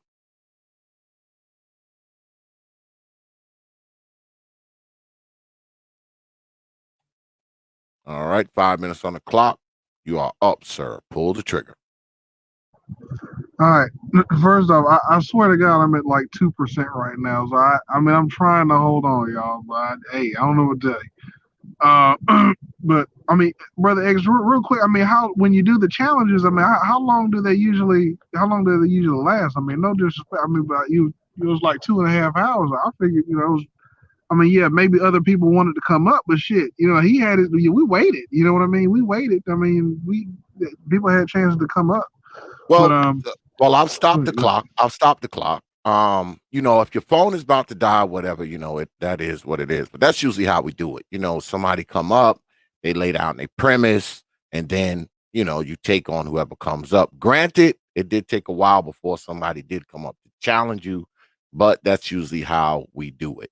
I mean, like, okay, so let's say me and Trey get done. Like, if somebody else comes up, you see what I'm saying? Like, I'm sure there's a limit. Oh, no, we're not. No, we're not going to take it all the way to 5 o'clock in the morning. It's not this unlimited. Right. So I mean, like, how long? Like, what? Like, is it like 2 people, or is it like a certain length of time that you're looking for? Like, how do you usually? Well, usually I try to have it all wrapped up by 1 a.m. That's all it is. Whatever I can squeeze into about 1 o'clock, we work with that. That's why the times are shorter. The opening statements are usually 7 minutes instead of 5. The rebuttal rounds we do 2 of those at 5 minutes apiece. I'm only doing 1. You know, we're shortening it for time constraints. So. Okay, well, real quick for Trey, shout out to Brother X. I salute you, man. I came back because just out of respect, man. I respect you. You know, okay, I'm gonna try to hang on to this at 2, but we're gonna rock it. Real quick, Trey. This is why you should care, man. This is especially why you should care. You asked why you should care about the black dysfunction, why you should care about the nigga shit. Dude, you weren't part of it. You just admitted to everybody you used to be a part of it. I'm sorry to tell you, brother, that's a burden you carry for the rest of your life. Now, am I saying you need to go in the communities and raise the single mother's kids and all that? No, that's not what I'm saying. But you need to care. For one, you should care. And 2, you need to be doing something. And I think pushing conservative values would help us. Conservative values would certainly help people in these areas. Absolutely. Hard work, taking accountability for your actions. Probably have a lot less of these young ladies getting knocked up by these dusty niggas out here and shit in these areas. Get up out the projects before you have kids. Let's start doing that. Let's graduate high school, go to college before we start having babies. Let's probably do that. You see what I'm saying? But you said, why should you care? Brother, you need to care because you used to be a part of that, man. That's a burden you carry for the rest of your life, Trey. And I don't mean to make it, you know, unbearable. It's a huge boulder on your shoulders, but it's a responsibility that you have, man. If you used to be out there engaging in that dysfunction, tearing up shit, terrorizing the community, fucking up shit, then yeah, man, you got a responsibility to help that shit, to help heal that wound that you helped, that wound that all these little niggas are out here in these areas, that big wound in the black community, that's the gaping wound that all of them are hacking at each time they go out here and do this crazy nutty shit. Yeah, you were part of that, man. You helped deepen that wound. So guess what? You gotta help heal that, man. You gotta help heal that. But anyway, I'm at 1%, bro. So that's all I got, man. I can't let it go completely dead. But hey, man, that's yeah, Trey. That's where it is with you, bro. You have a responsibility, man. You do. So I hope you own up to that. I'm not saying you need to wear a dashiki or anything like that. That's not what I'm saying. But brother, you do have a responsibility, man. Like, you want to kiki and laugh about it. I mean, that's on you, bro. But is it funny that you were part of that dysfunction? Is that funny? And do you think that dysfunction is funny now? You think these babies dying is funny? You think these babies dying? Or you think these, oh, okay. Well, why are you laughing? Think about why you laughing. Why you laughing? Anyway, I gotta go, man. It's crazy that you all right. Peace, brother T.V.A. We're not going to go to the polls because that wasn't even like a complete debate. So I guess we'll have to conclude that debate at another time. I'm pretty sure I can get Brother Trey and Brother T.V.A. back up here some point in the future. They can continue. I guess we'll just start from scratch or whatever they want to debate on. If y'all have if you still listen out there, T.V.A. and also you, Brother Trey, if y'all have a topic that y'all want to, square off on, just hit me up. We'll set something up. Yeah, we can run this topic again. And me and Nate want to go head to head, man. Conservative versus conservative. Me and Nate want to have a friendly debate. And we'll email you. And the topic, I'm going to surprise it. I don't want to surprise anybody. I'm just letting it put any. It's going to be a surprise. You and Brother Nate going to debate? Yeah. Conservative versus conservative. Oh shit. Okay. I don't want to disappoint people. It won't be no nigga shit. So well, shoot. Big Nate, Brother Nate will hit me up. He'll let me know what's going on. So I'll hear from him. So, but don't try to call me until like Saturday or something, Nate, because my damn phone is fucked up, man. And I'm getting a new one. It should be here either Saturday or Monday, because my phone is fucked up, man. I ran it over with a damn skid steer that we were working on it, and it fucked it up. It fell, and I ran the shit over. It's stupid, but I'm getting another one, so it should be here Saturday. I'm hoping. Yeah, real quick, X, man, I'll just respond to T.V.A., man, to set up the next thing. I want to continue this debate, but later on with T.V.A. about, brothers like myself that, we don't want no parts of that, man. As he could say about the hood in prior days, and you know what it is coming from NYC, there was a G code back in the day. There was a code, man, to the streets. We didn't engage in in that, F shit. We just didn't. The stuff I got into was calculated. I'm not going to speak, I had my hand, I came up in the crack era. So you can imagine what I had my hands in. But, we went out there doing drive-bys. Sure, I didn't know nobody that was. I never seen any of the dudes I know that's locked up right now. They locked up for killing other dudes, getting into some stupid beef and shooting another dude, robbing people and stuff like that, breaking in houses and just doing the dumb stuff and selling rock, selling heroin and stuff like that. Wrong as can be still.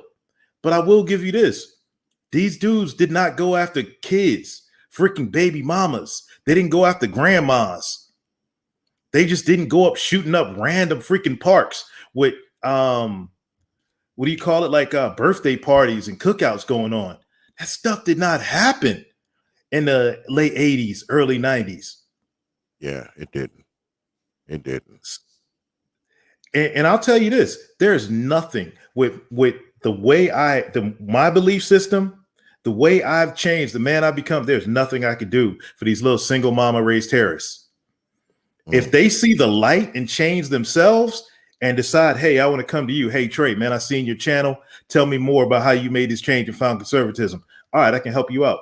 But you can't go to nobody and you cannot force a man to change. That is the burden of man, straight out the Bible. It is up to a man to take full responsibility and accountability for everything that doesn't happen to him in life. And and I know it's the hardest thing from when you come from a single mama, because all you're taught being around mom and auntie and them and that one uncle who they punk out is that emotion rules the day. Yeah, most of the time. Most of the time. Black people, we're an emotional people, man. We're just an emotional people. We're an emotional group of people. Most of us, we're very emotional with things. We're emotional when emotions aren't even freaking necessary.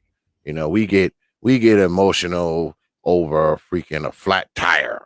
You know, we get emotional because, goddamn it, we get a ticket in the mail. You know, because one of those red light cameras done caught us. You know, I mean, we get emotional over every goddamn thing, man. Get emotional over everything, and I think it hurts us, man. I really do. I think a lot of stuff that a lot of things that we get emotional over. I mean, no emotions are required, but we put emotions in there anyway. I don't know why. We just do it. We can't help it.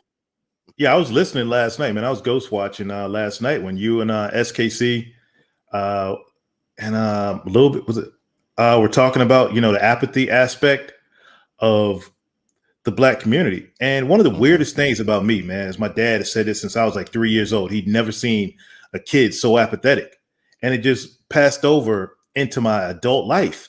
But once I got, my life on track, the emotion never came, bro. I became very passionate about doing the right thing. I became very passionate about being an honest brother.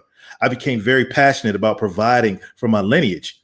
So I truly believe that a couple generations need to go by where Black men need to become passionate again. If you listen to the speeches from, Malcolm, Medgar, Martin, that was passion.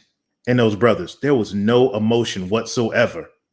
Even Brother Huey, that was straight passion when there were real issues that they had to contend with. Now, I'm not even going to sit up here in front, bro.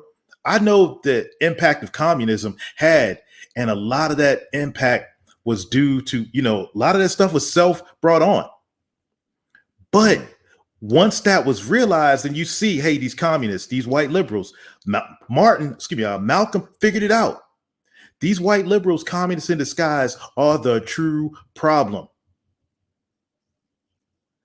And he told Black folks, look, these are your true enemy. Did they listen? Hell no. 2021.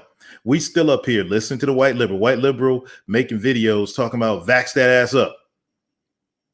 You know what I'm saying? Before we can get busy in the bedroom, we got to get vaxxed. If, the whole bring your booty to the pole thing, that's all the white liberal doing that. You know what I'm saying? If Black folks can't see past that, man, ain't nothing I can do for them. Nada. Yeah. We probably gonna rock out, y'all, till about 1 o'clock. So lucky y'all, I don't work on Fridays. So if you wanna come up, you wanna come through, y'all know what to do. It's prophetthought at yahoo.com. That's prophetthought, one word, no caps, at yahoo.com. I don't know if, hold on, let me check something here. All right, never mind, y'all. Like I said, if you want to come up, y'all know what to do. Hit the email, and you can pull come up, through. Can you pull up Man of Tomorrow's comment right there?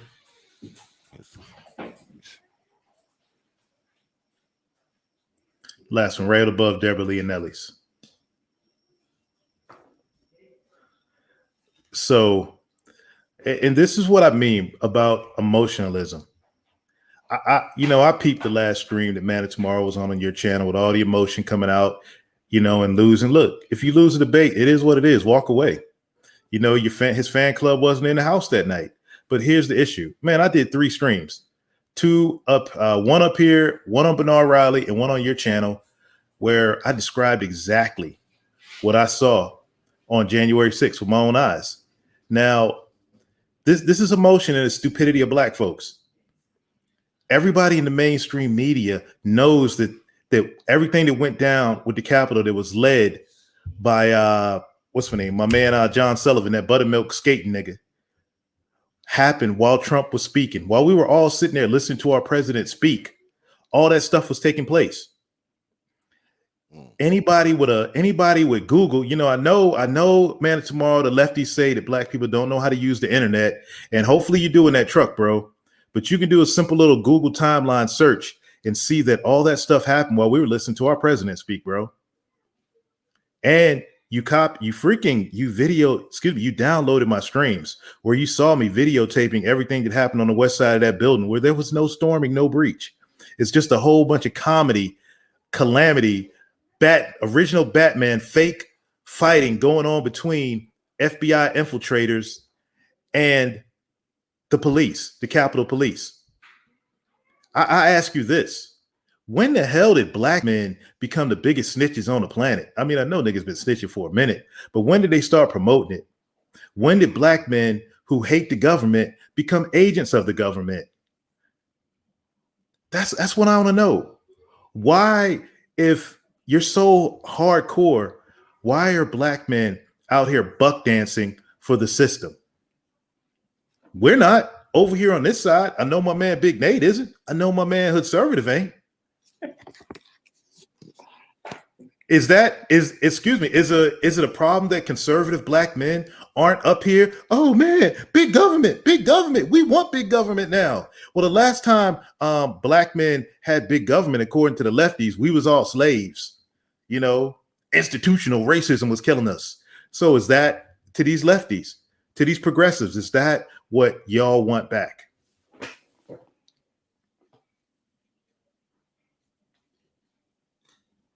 Well, we've been joined by my brother. Brother Big Nate is in the house. What's good with it, Brother Nate? Man, I hear these niggas want smoke. I think that would be a good debate. You and Brother Trace squaring off. I might know the subject. He may want to wait. I think I might know it, but I'm down, man. Absolutely, I think it'd be awesome. So what day are you guys talking about? Because me, I'm old. I like the book. I like the book. I'll forego a broadcast day if you need me to, man. I think it'll be. No, you don't have to do that. Next Thursday works best for me. I don't think I'll forego the broadcast day, or I could start it and then swing over here or something. We'll figure it out. Yeah. Don't jump your schedule. Don't jump your schedule, because we don't get started over here till like 9:30 anyway. I do shit. Right. Maybe I'll just start a little earlier or something. Yeah, because I gotta clean up. I gotta take a shower. Stuff something in my old face. All that has to happen before I get up here and do this shit. God damn it! And sometimes I don't get back home till like 8 o'clock. So I need a good hour and some change. No problem. Do you want to hint at what it might be or what? Well, I think Clue put it in the chat. Clue said we should debate that topic about. I'd love to. And I don't know if Brother Xavier, you probably heard on my platform. I'm a conservative. I see color. I don't make no bones about it. I don't know how you not see it, but I see color too. The opposite. And I think it'd be interesting. Absolutely. So that's what we're gonna. So that's what we're gonna do. We're gonna. My only thing I'm curious about, my position as I see it, yours isn't. What are we debating exactly? Could we get the merits? It's we're not on the nigga shit. So the merits. The benefits and the problems. Yeah. Okay, cool. Whichever the affirmative is that X, you decide. We'll go from there. Cool deal. Okay. So that's the topic we kind of floating around, right? Seeing color. Yes, I see it. Trey does not. Absolutely, man. I think it'd be very interesting conversation. All right. Thumbnail will be up tomorrow. All right, man. You use a better image of me, man. Let me use What do you mean? Well, send me some. I can't use what I don't have. So I'll send you my graphics. Yeah, send me something and I'll use it. That's what I tell everybody. If you prefer that I use, because see, what I'm going to do is I'm going to use what I have access to. If I go to your channel, I see you live, I'll screenshot it, and kind of, cut and paste you out of that. I can only use what I have access to. You send me something that you want me to use, I will use it. That's how it works. But it got to be by post time now. You can't send me something Saturday because I want to post it tomorrow. So you got to beat the you have to beat the clock. You have to beat the thumbnail clock. Hey, I swear, man. The nigga from the future cracked me up, man. After citing Malcolm and Martin trade on security, I could have sworn Martin was the one that said he hoped that his grandkids wouldn't be judged by the color of their skin, but the content of their character. I love when niggas start quoting, trying to use Malcolm. I mean, Martin Malcolm. Man, these lefty dudes crack me up, man. Well, yeah, me and Trey have talked about this on my platform before, and my contention has always been, I don't necessarily give litmus tests on conservatism. If you don't see color, that's cool. That is 100% cool. My thing is, don't tell me that I have to be like you. That's my problem. Oh, we're as conservatives, we don't see color. No, I absolutely see color. I'm not preoccupied with it. And it doesn't make me harbor any ill will towards anybody. I mean, it's just we have legitimate differences and we have places where we can work together. But there are legitimate differences between groups of people. I just don't know how you avoid that, But yeah, man, I think it'd be interesting. Okay. And here's the thing about that's how we talk about this monolith. We got to look at the fact that I think both of us were. You was born in New York too, right, Nate? Absolutely, East Elmhurst, Queens, yes, sir. Yeah, man, I was Yonkers, man. So around probably, we the same age. So shit, we was both up there around the same time. Absolutely, but you got to look at where our parents were from. I mean, my parents, my dad Mississippi, my mom Jamaican, and my dad hardcore, Mississippi traditionalist. My mom, West Indian. The values and the way they raise you will be different. They're Nate's were conservative, mine were conservative, but they just came, you know what I'm saying? It was just a different brand of conservatism, black conservatism that we were raised on. Well, I wasn't. My father was a criminal and my mother, So yeah, I didn't learn any of this from my parents or my, childhood circumstances. It was, when I became a teenager, but no, it's just, I look forward to it. I think it'll be interesting because, this conversation needs to be had on the right. It really does, and, again, it's not about, I have no interest in changing somebody to start thinking like me when it comes to that issue. My thing is believe what you believe, bro. Just, you got to let me do the same. That's it. That's it. Oh yeah, definitely, man. That's the thing that we pride ourselves on. Like the other day, I gave Aaron Fountain a platform on my channel. Straight up, Aaron, come on up here. Like, King he was in the chat. Yeah, King Sigma at the end, called him out, bro. Aaron Fountain is SYSBM basically. He has a woman in his life. Aaron had a he's not cut. That dude is not coming up on that. No, here's the thing. I called him out. He was in my chat because look, I told him I was gonna make a video about him because he took a shot at me. Me and Aaron, we called a truce about a year ago. I said, bro, leave me alone. I'll leave you the fuck alone. I'm not in the black manosphere like that. I'm on the free niggas in the black manosphere don't like me. I'm not over here like that. I like you, Trey. No. But you know what I'm talking about. I know you. The majority. I follow a certain group of people up here, and I said the day when I said I'm done with y'all, nigga, I said I follow X, Game Changer, fantastic. I'll peep Jessica X. And of course, Nate, man, you the DMZ.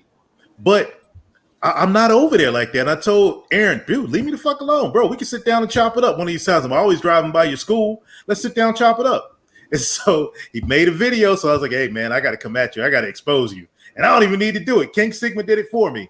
But I will say this.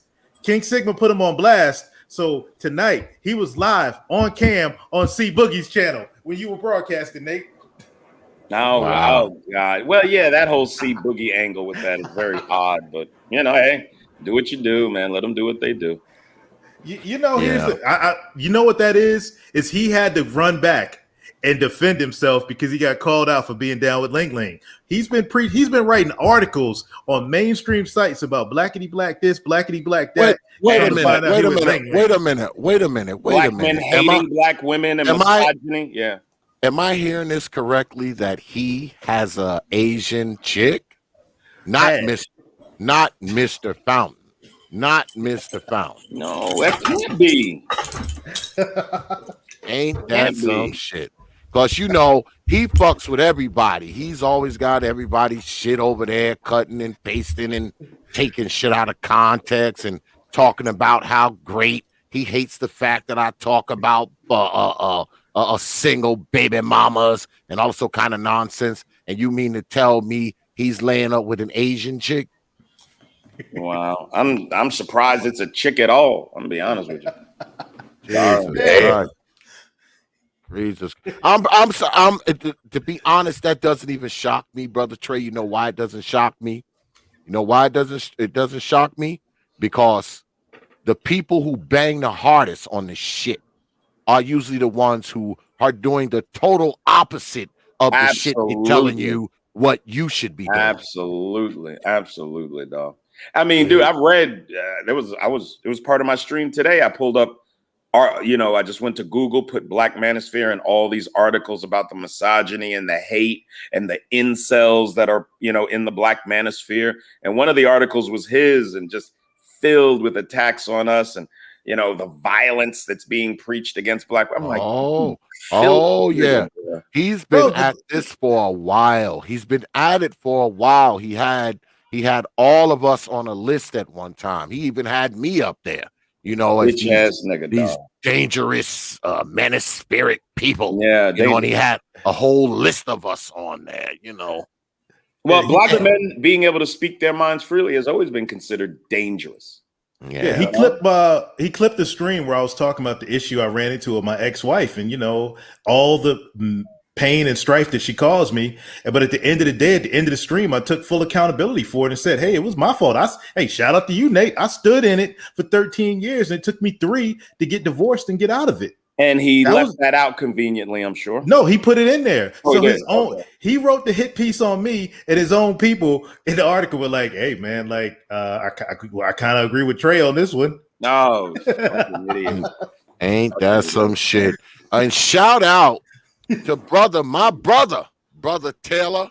He says, Brother X, what stream is the brother referencing? I would love to go and watch it. And peace, Big Papa X. I don't know, Brother Taylor. I don't know, because I don't really follow him like that. When I find out about him, it's usually because somebody has sent me something. Certain people I just don't watch. That's kind of how I hate on folks, by not watching them.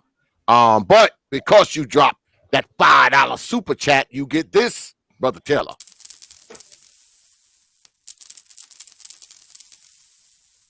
I appreciate you dropping your hard-earned coins on this platform.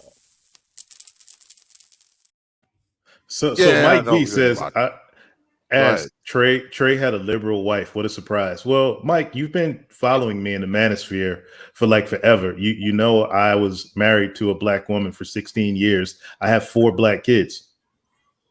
Yeah, how are you going to find a conservative black woman? Where? Please tell me. Yeah, I called Obsidian out on this, when I was trolling Obsidian about who can, speak more on black love and the black family, me or you. I was trolling Obsidian, but I had to ask him, let's talk credentials. White love. I stood in it. And the black family, me or you. I was trolling him. Well, we've been joined by the OG J Speed. What's good, OG J Speed? Hey, what's going on, Brother X? I got to work with Brother Lil Nate on when Nard was doing a simulcast of his show, and found out that, as most people find out, that we have more in common than we don't have in common.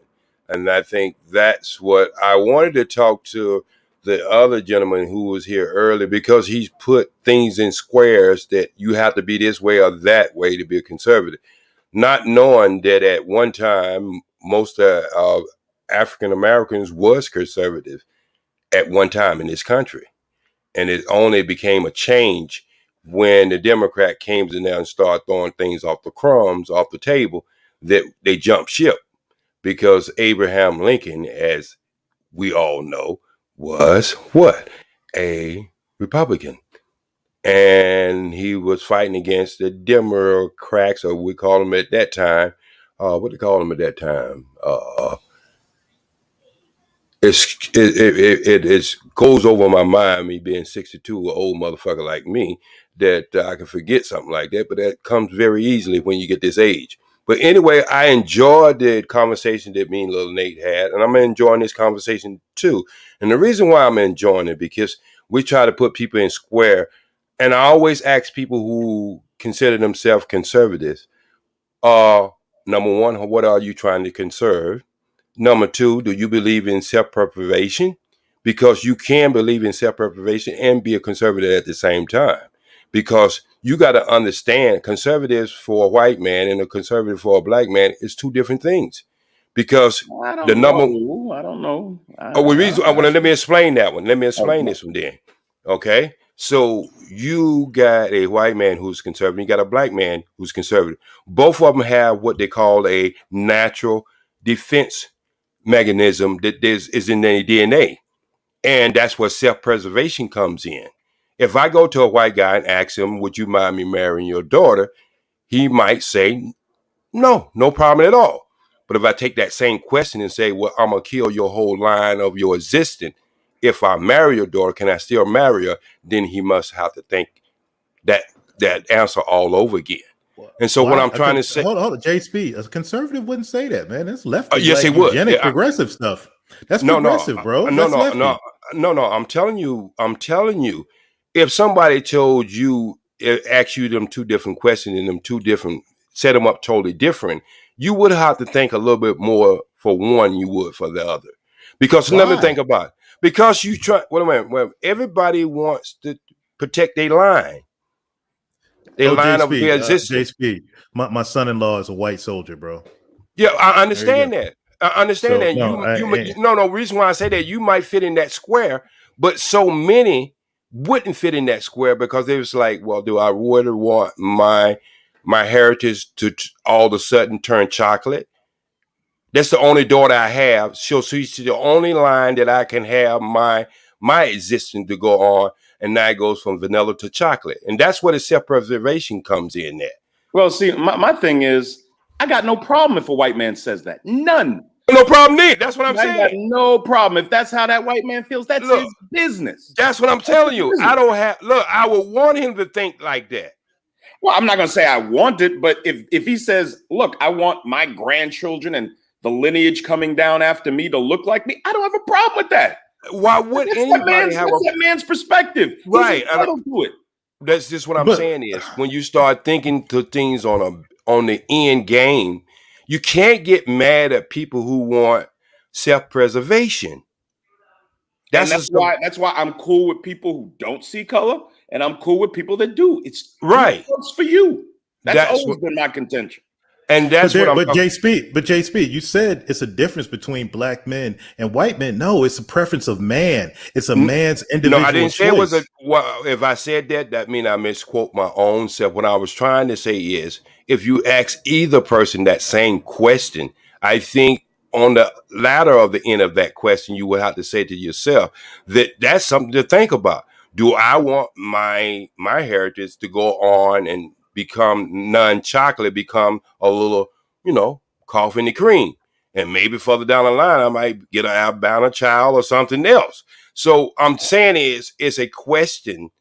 Put it into that form will make you think a little bit more than just say, would you mind my son marrying your daughter? That's what I'm saying. There are divisions based off religion, ethnicity, race, a whole host of things. Yes. And it shouldn't bother somebody if somebody wants to keep their lineage, quote unquote, pure. That's their business. Right. But no, it's the left that gets angry about it. The Right, left but I'm just mad saying, if a white man says, "No, I want my family to look like me. I want to be able to identify. I want the people coming after me in my lineage to look like me." No, the left will call him a racist, and he's not. No, but that's a true women. That's true to it. It's conservative. You are conserving something, and I should have the right to conserve my black future. Hold up, J Speed. No, J Speed. When you're referring to your children, no, you don't. That's your children's choice. Yeah, you can want all day long. No. You Listen want, what I just said. Wait. Them. No. Listen what I just said. That's if somebody asks me the question, they're gonna be the one who makes the decision. But ask me what I like, I should have the right to express that what I like and what I don't like. Okay, that's what I'm talking about. I'm not saying that the law. If you marry him, I'm gonna disown you and all that bullshit. I'm not talking about that. Well, I'm just saying you're talking about race loyalty, though, right? Not but, so but much why that's what self-preservation is. Conservatism, right?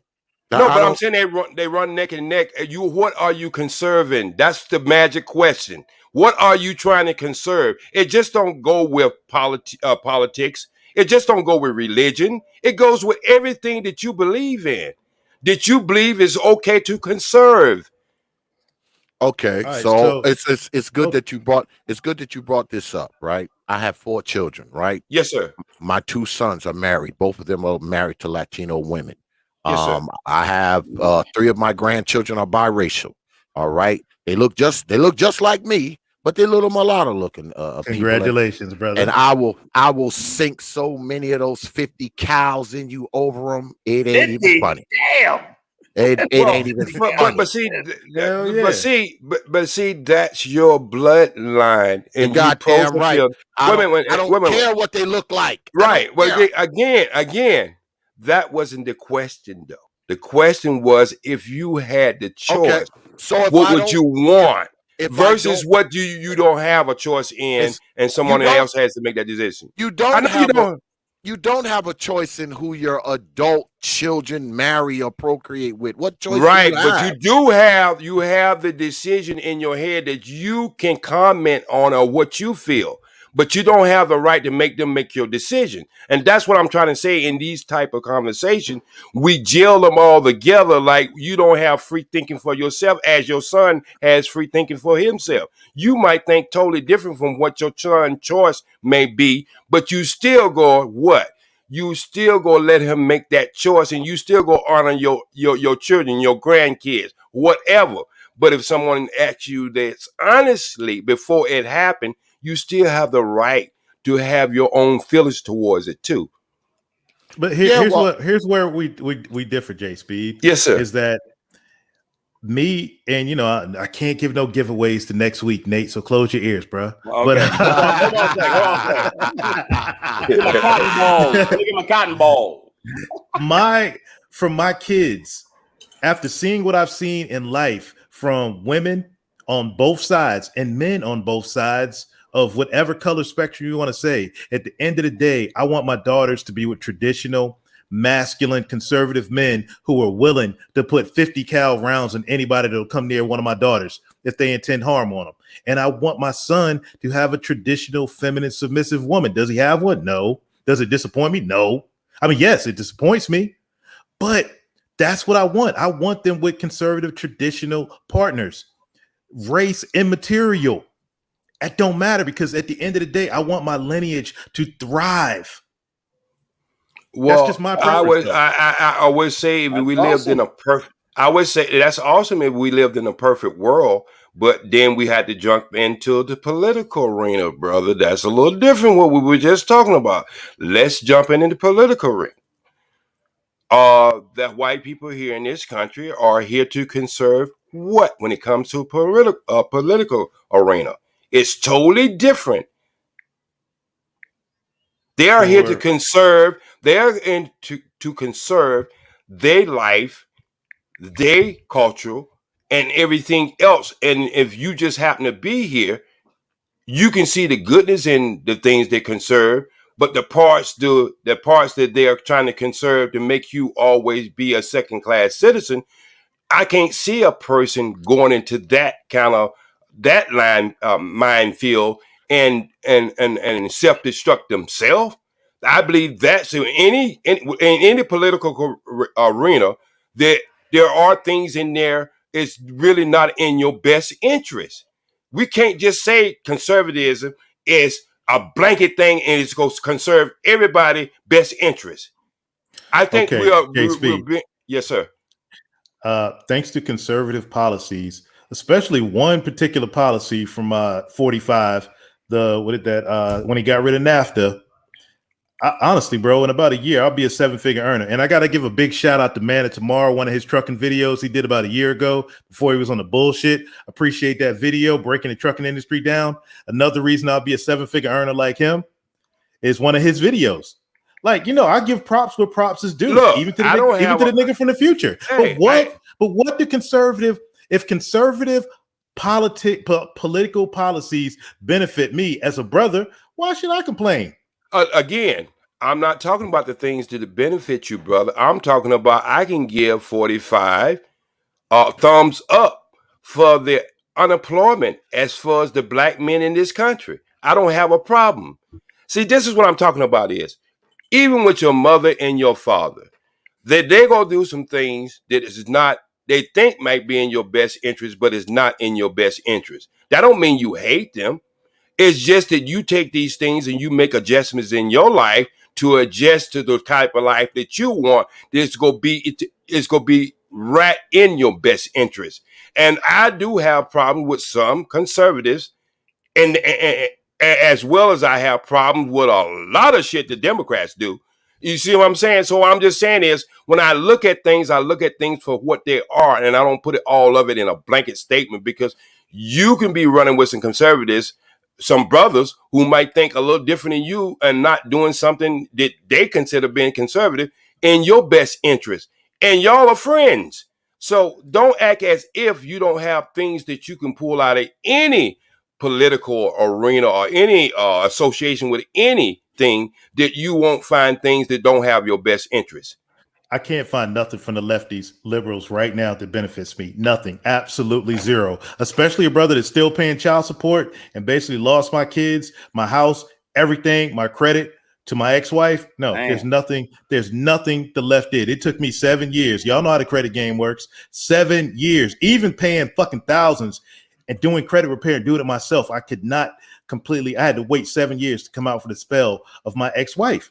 So I'm saying that is all lefty policies that benefited her. But somewhere down the line, some people on the conservative side can see that a little different, and they voted for it too. Oh well, I gotta own that. But you understand what I'm saying? I mean, the policy you just named out to me now, this was not just 100% Democrat and not who's some it for Republican. now? No, that's what I'm saying is, brother. That's if you really understood what I was saying was in any policy making or any Democrat or Republican, you go find things that are not in your best interest. That's all I'm saying. Course, I don't rock with Republicans. I'm a conservative, bro. If there was a liberal who basically had conservative values like a Tulsi Gabbard, I completely rock with a lot of Tulsi Gabbard's policies, and I would completely vote for her. And she's a Democrat and a liberal. But am I going to vote for a Mitt Romney or rock with any of his policies? Fuck no. He's just a rhino. Now, Tulsi Gabbard is what what Nate calls the classical liberal. She's a liberal with conservative. She's a Democrat with conservative values. This whole conservative Republican thing, it's two separate things. You tell me one conservative value that holds me down right now as a black man in this country. One.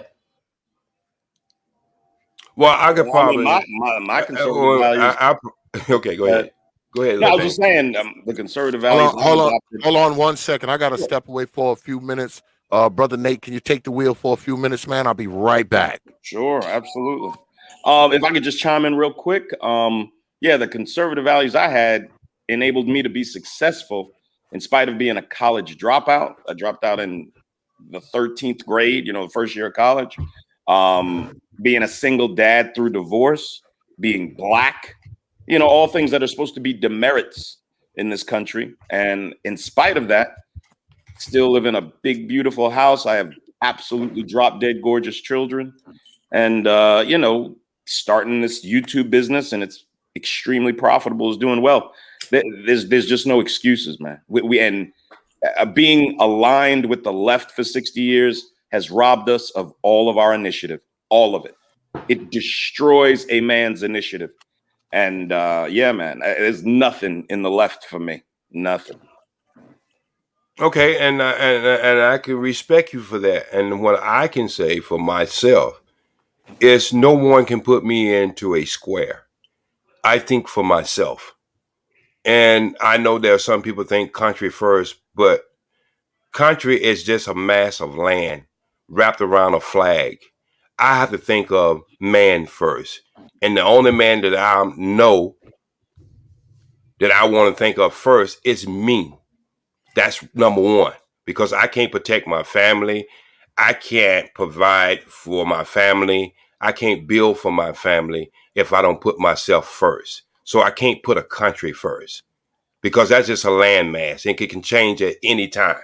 And so this is what I say work for me. Now, everybody else might have a different, journey, how it works for them. So I don't let people put me in these titles. I'm a free thinking man, and I think for myself, and I look at things for me and my family for the best interest. And regardless of what it falls under, I'm going to make sure that I do the best I can. I'm not going to bellyache. I'm not going to cry. I'm not going to do any of that. What I am going to do is work as hard as I can. So you know there's white guys in Montana, South Dakota, Alaska, Arizona that say the exact same thing as you, J Speed, and they're willing to come sit down at the table and work with you to fix men's issues in this country. But a lot of our detractors, the ops, whatever you young dudes call them, will say, no, you can't sit down with those guys because of skin color. They're white supremacists. What they're saying is white supremacy, even though they're saying the exact same thing you are. Well, I don't worry about them as much as I worry about the outcome, because I believe 100% your results always tell you truth. And so this is what I know about history.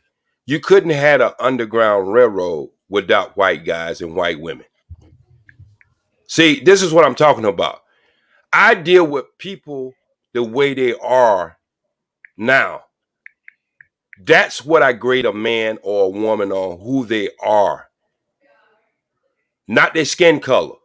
Now, if their skin color start to show me something, the person start to show me something that represents some of the cliches or some of the stereotype with that skin color, then I take a step back and I see for what I see, and I hear for what I hear, and feel for what I feel. But other than that, I have had a lot of white men who have inspired me with things. My first job at 16 was working for a Greek, just as white as you can get. I learned a lot from him. Car salesman. He had a car salesman, a used car in the front, and he had a print shop in the back. And I learned a lot from that Chris Economides. He was my first employee. And so what I'm trying to say is, don't throw me in them squares, because I'm not that person. I know a lot of people see me on these up to YouTube street, and they're starting to get to know me. They started getting to understand me. I ain't coming with that kumbaya, with your head all down. I don't believe anybody can hold you down.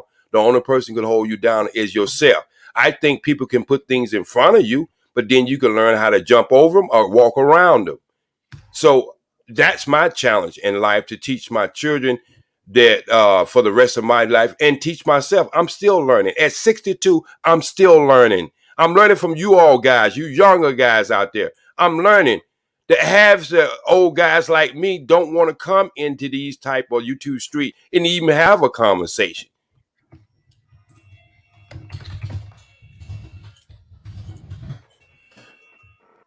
Man, I see Nate's got things going on in the chat. Yeah, it look like you're fixing it look like you're fixing somebody's damn wheelchair or something. Hey, Nate, you in a wheelchair or something, man? Nah, niggas want to block Roscoe. Okay, you want to block somebody that's not doing anything wrong? All right, I'll block MOT. These leftist niggas are bullies. They're always bullying people. That's why they're always getting kicked off of platforms. They're always whining and crying. Bernard, why you kick me off the Bernard, you're not fair to us leftists. Why does nobody like you niggas? Ask yourself that. Nobody likes you. It's because of that effeminate goddamn thinking you all have. You can get mad at me if you want. The fact of the matter is, anytime there's a disruptive element on a platform, it's one of you. It's a nigga that thinks like you. You all. All you do is cry, whine, and disrupt fucking platforms. Sorry, go ahead. Nah, No, I was just listening to Hey, look, man. Look, man. It don't have to be conservatives as an elder Jim. I don't have my ass kicked around this YouTube street just where people just don't like older people. So I don't see it at all. So I used to let it wear it on my sleeve. I just don't wear it on my sleeve now because I believe everybody has their own journey. They got to figure this shit out for themselves. And the greatest example of anything is the best example. And so if you strive to have the best example of who you are, then you can't even worry about other people. I don't even try to even get into them battles anymore because that's God's job. That's not my job. You know what I mean? I try to do the best. I'm not looking for anybody to agree with me. I wasn't saying that. I've just observed every time there's a goddamn disruption on a panel, it's a guy from the left starting a fight. He's screaming, he's yelling, he's cursing at people. Look, you could say I yell and curse in my monologue on my platform, and I absolutely do. But the conversations are always civil, always, because I respect men. And something that the left just does not have is respect for men. They just don't. And if you want to go dig into like the history, the true history of that recorded history, is look up a lot of Leonard Patterson, what he said about the communist element in the 1920s when it started to invade black culture in the U.S.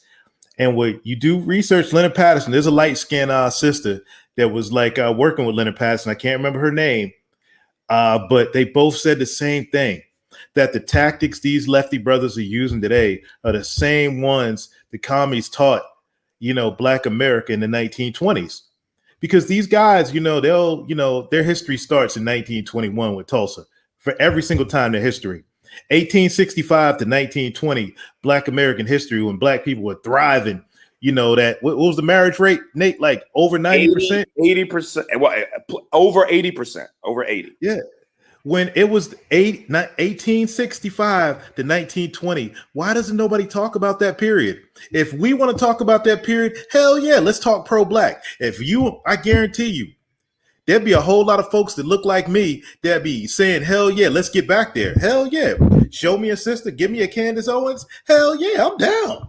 Right. See, this is what I was talking about earlier about really knowing the history of the conservative, the African American. I don't know what people call themselves anymore. I don't even trying to figure it out. But the black people in this country were conservative, and that's how they was able to thrive.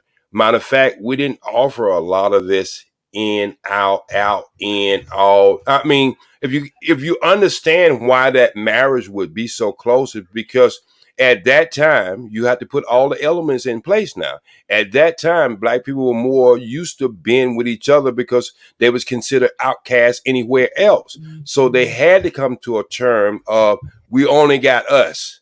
And so when you only got us, your fight is different than when you can just go anywhere now and just be everywhere. And so that's where when this line of freedom came in, the same line of freedom that killed the mom and pop stores in the neighborhood. At one time, 90% of this country dry cleaning business was owned by black people.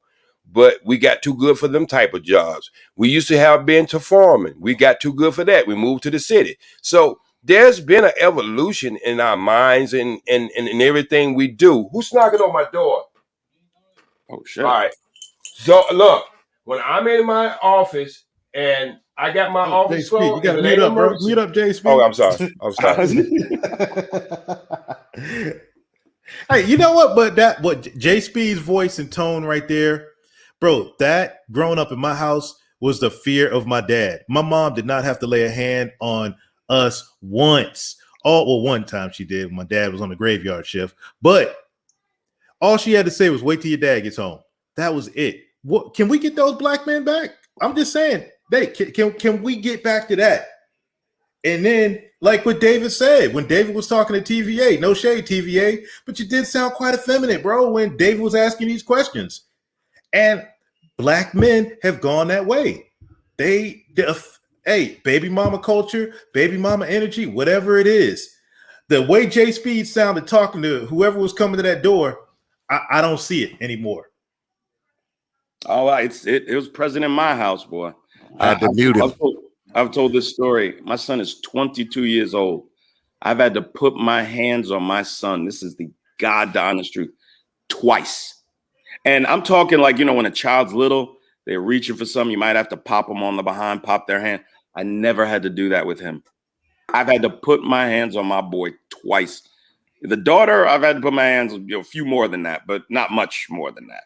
But the voice is enough. I apologize for that. A man in the house, dog. The voice is enough usually. So yeah, I apologize for that. But I got a house that I run, and I help people who have just been kicked out of society, presenting themselves, and they just consider these people garbage, and that's what I do. And we know.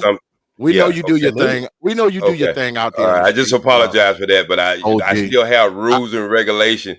And believe it or not, my father had 18 children and never spanked one of us. Our mothers were the disciplinary in the house. My father never touched any of his children. He had that voice like I have, and he had that look. Sometimes he had to use his voice. He just used that look. That's that man shit, y'all. That's that man shit. I had to mute you though, OG, because it sounded like you was about to tear into somebody's ass right there. we don't need to hear the OG about to lay down the law. We don't need Okay, I forgot. I thought I had hit that mute. All right, man. Hey, look. One of the things I like to do, I'm trying to do now. I want the manosphere to have a national platform where they can not wait around for people to say who they are, but I want to give them a national platform on WOL, Cathy Hughes station, and I'm trying to get in touch with O'Shea because I think some of you might disagree with me, but I think he can explain it. Now, I think he can explain it better than the other three characters that I thought about getting on this national platform.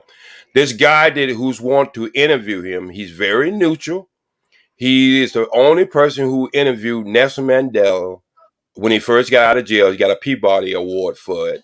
And I've been knowing this guy for 35 years. And I want to give, before I leave to go to Africa, I want to give the manosphere a platform where they can explain themselves, regardless of all the different segments in the manosphere now. But they need to have a voice, and they need something just more than the internet itself. And this is a true opportunity. I set this up for 2 years ago. And if anybody can get in touch with O'Shea and get him back to me, where we can let this thing have it, because this station is international. It's not just here. It's out of the DMC, Washington, D.C., Cathy Hughes station. And that's who I'm looking for, O'Shea. Well, I think his email is negromanosphere@gmail. Yeah, I emailed him, but he never. I just did it yesterday, so I'm just letting anybody know if you happen to talk to him out there. He know who I'm at. You know who I am. I've been on his show, or lead twice on his show. So I would like to give him a great opportunity now to explain to the world what is the Negro Manosphere, what is the Black Manosphere. All right, we've been joined by Brother Jonathan from Real Deal Financial, who will be my special guest of honor tomorrow night, teaching you Negroes about some finances. So that means I should only have about 3 people in the chat tomorrow. I'll be there. because he's going to be talking about finances and building your wealth and saving and stocks and investing. So we'll probably have 2.5 people in the chat tomorrow. But what's good, brother Jonathan? Give us a little preview, man. What you got for us tomorrow, brother? Man, respect to everybody, and I respect the OG, Little Big Nate. I've been watching you for a couple months now. And respect to everybody that's that I've forgotten. Trey, if that's Trey, I believe. Yeah, that's me. What's up, bro? Is that Trey or Conservative? Okay, respect to you as well. That's me, but Trey. The whole review is about pretty much how people should have gotten oil and gas when I told them 6 months ago. If people right now are trying to get into any type of oil play, at least a stable dividend in ExxonMobil, which once again, this is not financial advice. This is just something I'm invested as well. But we got to get y'all informed when it comes to this economy, man. Everything is shifting to automation. All the automation stocks is up. The clean energy, build back better plays, the hydrogen, lithium. Tesla is pretty much the big homie when it comes to all this global economic stuff. Pretty much solar panels, plus you got Biden with this pumping up the market when it comes to subprime mortgage loans again. Bush era type subprime mortgage loans. So people just need to get informed. So we're just pretty much going to have a whole mapped out blueprint on pretty much how to make money off of the stock market crash by having inverse ETFs. People in my channel has be able to make money when it comes to the stock market. Also help the dudes when it comes to their business planning. So to that aspect, I'm just a person that if somebody would say I'm a conservative, I would say I'm a money crack, to be honest. I'm a money crack. I'm a money crack. So how much money would a person need for startup? I'm very balanced and even keel. I don't disrespect nobody. No asking the finance guy any questions until tomorrow, man. No, okay, I just that was a teaser. That was a teaser. Nope. You got to be here tomorrow if you want to. I'm gonna be here tomorrow, but I'm just saying. If you want to do Q&A with Brother Jonathan, you have to be here tomorrow to catch the stream. But I don't think Brother Jonathan wants people to come so my in clients with made pockets. most of it. That is funny. When it comes to startup costs, people that had their Trump check, Biden check, won. So 2 Trump checks and a Biden check, they pretty much set aside a 30-day money. I told people they. Damn, he going in and out. You going in and out, Brother Jonathan. I'm gonna invest in some electronics now because we're gonna get his phone straight now.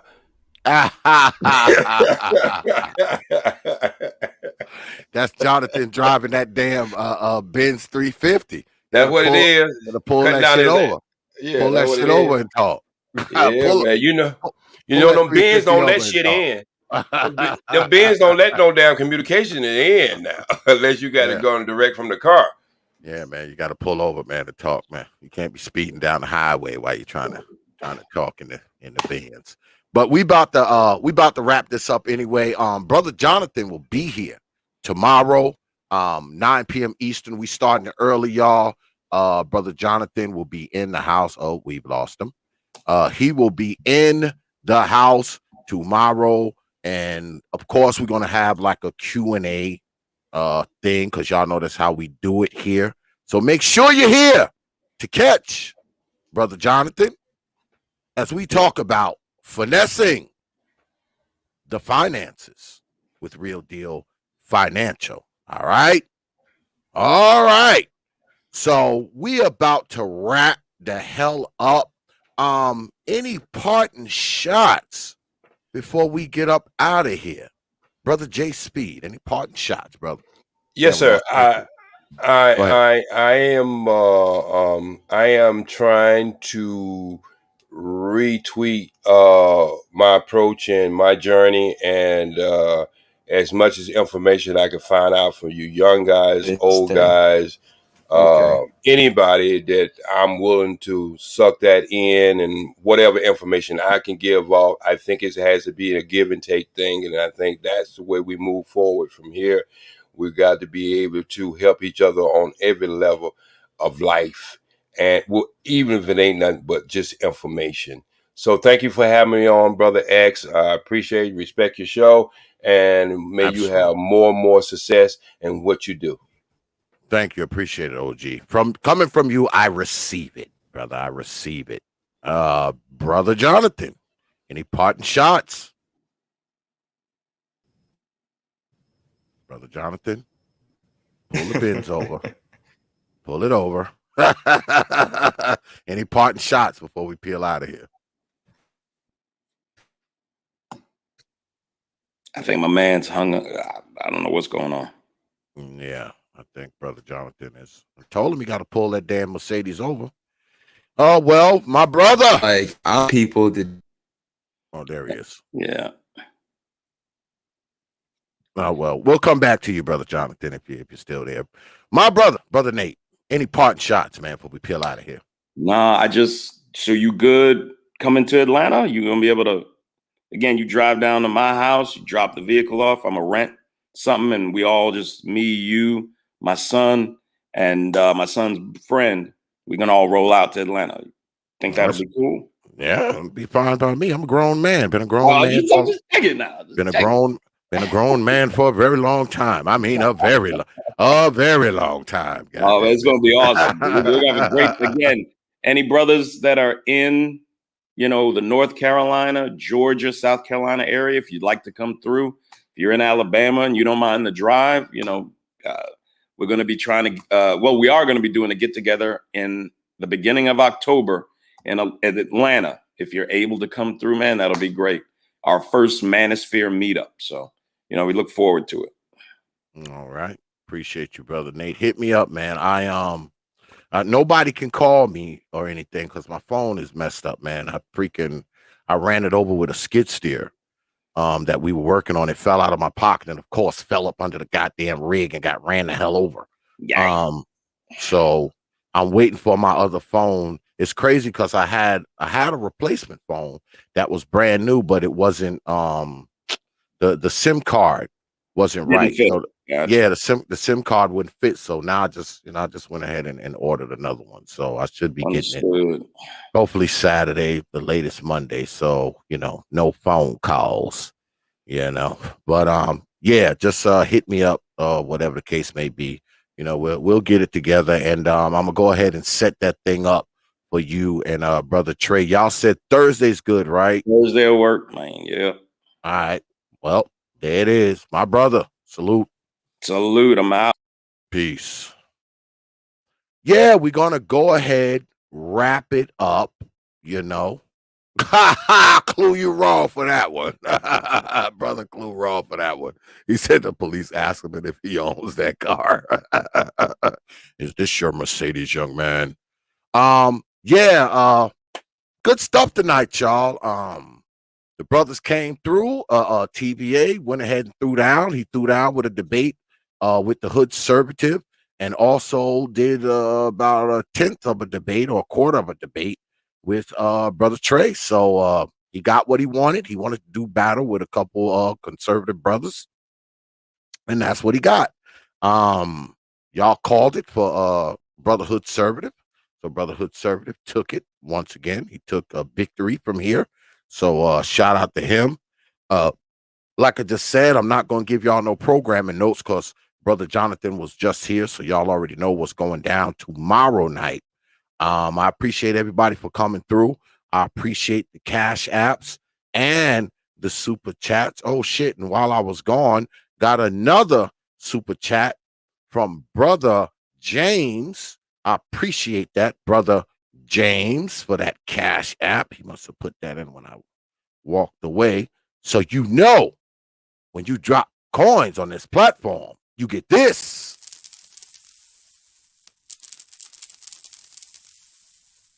I appreciate you dropping your hard-earned coins on this platform. Yeah, appreciate that late night cash app, Brother James. Yeah, I appreciate everybody for coming out, man. Like I said, I appreciate all the cash apps and all of the super chats. But most importantly, man, I appreciate your participation. I appreciate you being here, man, more than anything else. hanging out with us, man, spending some time with us as always. What's good with it? Narratives and dialogues with Quafino. What? I can't even see what that is, man. You know I'm old, man. I wear glasses, brother. But what's good with it? Yeah, I appreciate everybody coming out, man, participating. Most importantly, man, y'all always hang out in here, man, with us, stick with us, man, as always. I appreciate all the good people out there and the good folks who hang out in here. Special shout out, man, to my brother, Big Nate. Get on down there, check Big Nate out. All right. Quafi Nino. All right. Gotcha. Quafi Nino. Go down there, check out my man, Big Nate. Also, the OG, J Speed. Go down there and check out the OG, J Speed. Also, Brother Jonathan from Real Deal Financial. Get down there, check Brother Jonathan out as well. Also, check out Brother Trey. Get down there, check out the Hood Conservative, even though I don't think his channel is called that anymore. I think it's called American Dystopia. Get down there, check him out. And also get down there and check out the guest of honor, this guy, the Village Arsonist. Special shout out to all the brothers who came through the night. It's always good to get up here and chop it up with the folk. Once again, man, make sure you have your black behinds here 9 p.m. tomorrow. Remember, we're starting at 9 tomorrow, not 9:30. You better be here. It's going to be some good stuff. All right? Going to be some good stuff. So make sure you have your black behinds here. Appreciate all of y'all, man. I don't take you good folks lightly, man. I never have, and I never will. You got my word on that. All right? All right. So, with that, I will leave you good folk with 3 words you know, like I always do.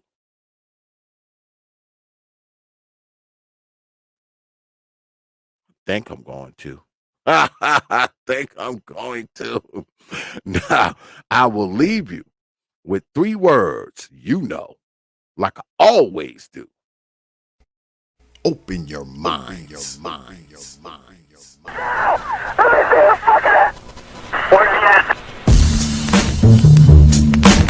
Hours of power. Hours of power. Hours of power. Hours of power. And so a community is where you control your police, you control your commerce, you control your education, you control your house. We don't control none of that. We live in a hood. Huh? Well, what about the Negroes that get out? Oh, well, see, my cousin, they say he's a multi-millionaire, almost at $1 billion. 3 PhDs, working on 2 more. Driving down the street in Chicago in his Rolls Royce, enjoying himself, and he hears these sirens and looks through the mirror and sees this cop car flashing lights. He squeezed the steering wheel, man. Heart beats fast. Because he knows the price of a Negro, what it could be. And then when that cop car passed him by, he said, thank God he wasn't after you in the first place, Paul. That Negro thing you can't get away from. It's universal. They wasn't coming after you. With all your millions, with your Rolls Royce, with your PhD, didn't help. That's the hood. Why do you think you never pick up the paper till you over and over see white families? You think it's thousands of black cops in America. Why don't you see white families crying as black cops shot my loved one 42 times in the back of the head? Why do you think black cops are more serious? Think they're more spiritual? Think they're better? No! They got enough sense to know that white folks ain't gonna tolerate it. And I will stop in our neighborhood when we decide we will not tolerate it. Now, if it was organized, which is hard to organize people who are just gonna run crazy and you don't know you're crazy. But if we roll with the money we have, and the many people who would come to our aid that don't know what it's like to be a Negro, and we said, look, we saying if we don't get a federal law to deal with police brutality, that anytime a cop or anybody carry a gun, have to have a license just like if you drive a car. And if you use it wrongly, you lose your license. And if it's upheld, you can never work again as a cop or a store guard or a private detective. How do you get Congress to push that through? Well, you take your economic power and you call on your friends, black, white, young and old, and say, this coming Christmas, if we don't have a federal law to outlaw police brutality by law, if we call them for a nationwide boycott of Christmas and it start on Thanksgiving. Well, let me tell you what that means. 79% of all retail in America happens between Thanksgiving and Christmas. People stay in business all year, lose money just for Christmas, huh? Well, what happens now? Fifth Avenue, Toys R Us, Sears and Roebuck, Weston House. They will get the bill, and all they got to do is make one phone call and say, Harry, that's the senator, I want that bill pushed through in 3 days. Okay, it's an economic thing. It's that simple. But we have the power, but the system has wiped us out so bad. Hours of power, hours of power, hours of power. Copy. San Antonio, Lincoln 6. Go ahead. Clear suspect down, 10-4. That's 10-4. The officer's code 4. We have one suspect that's been shot. Open your mind.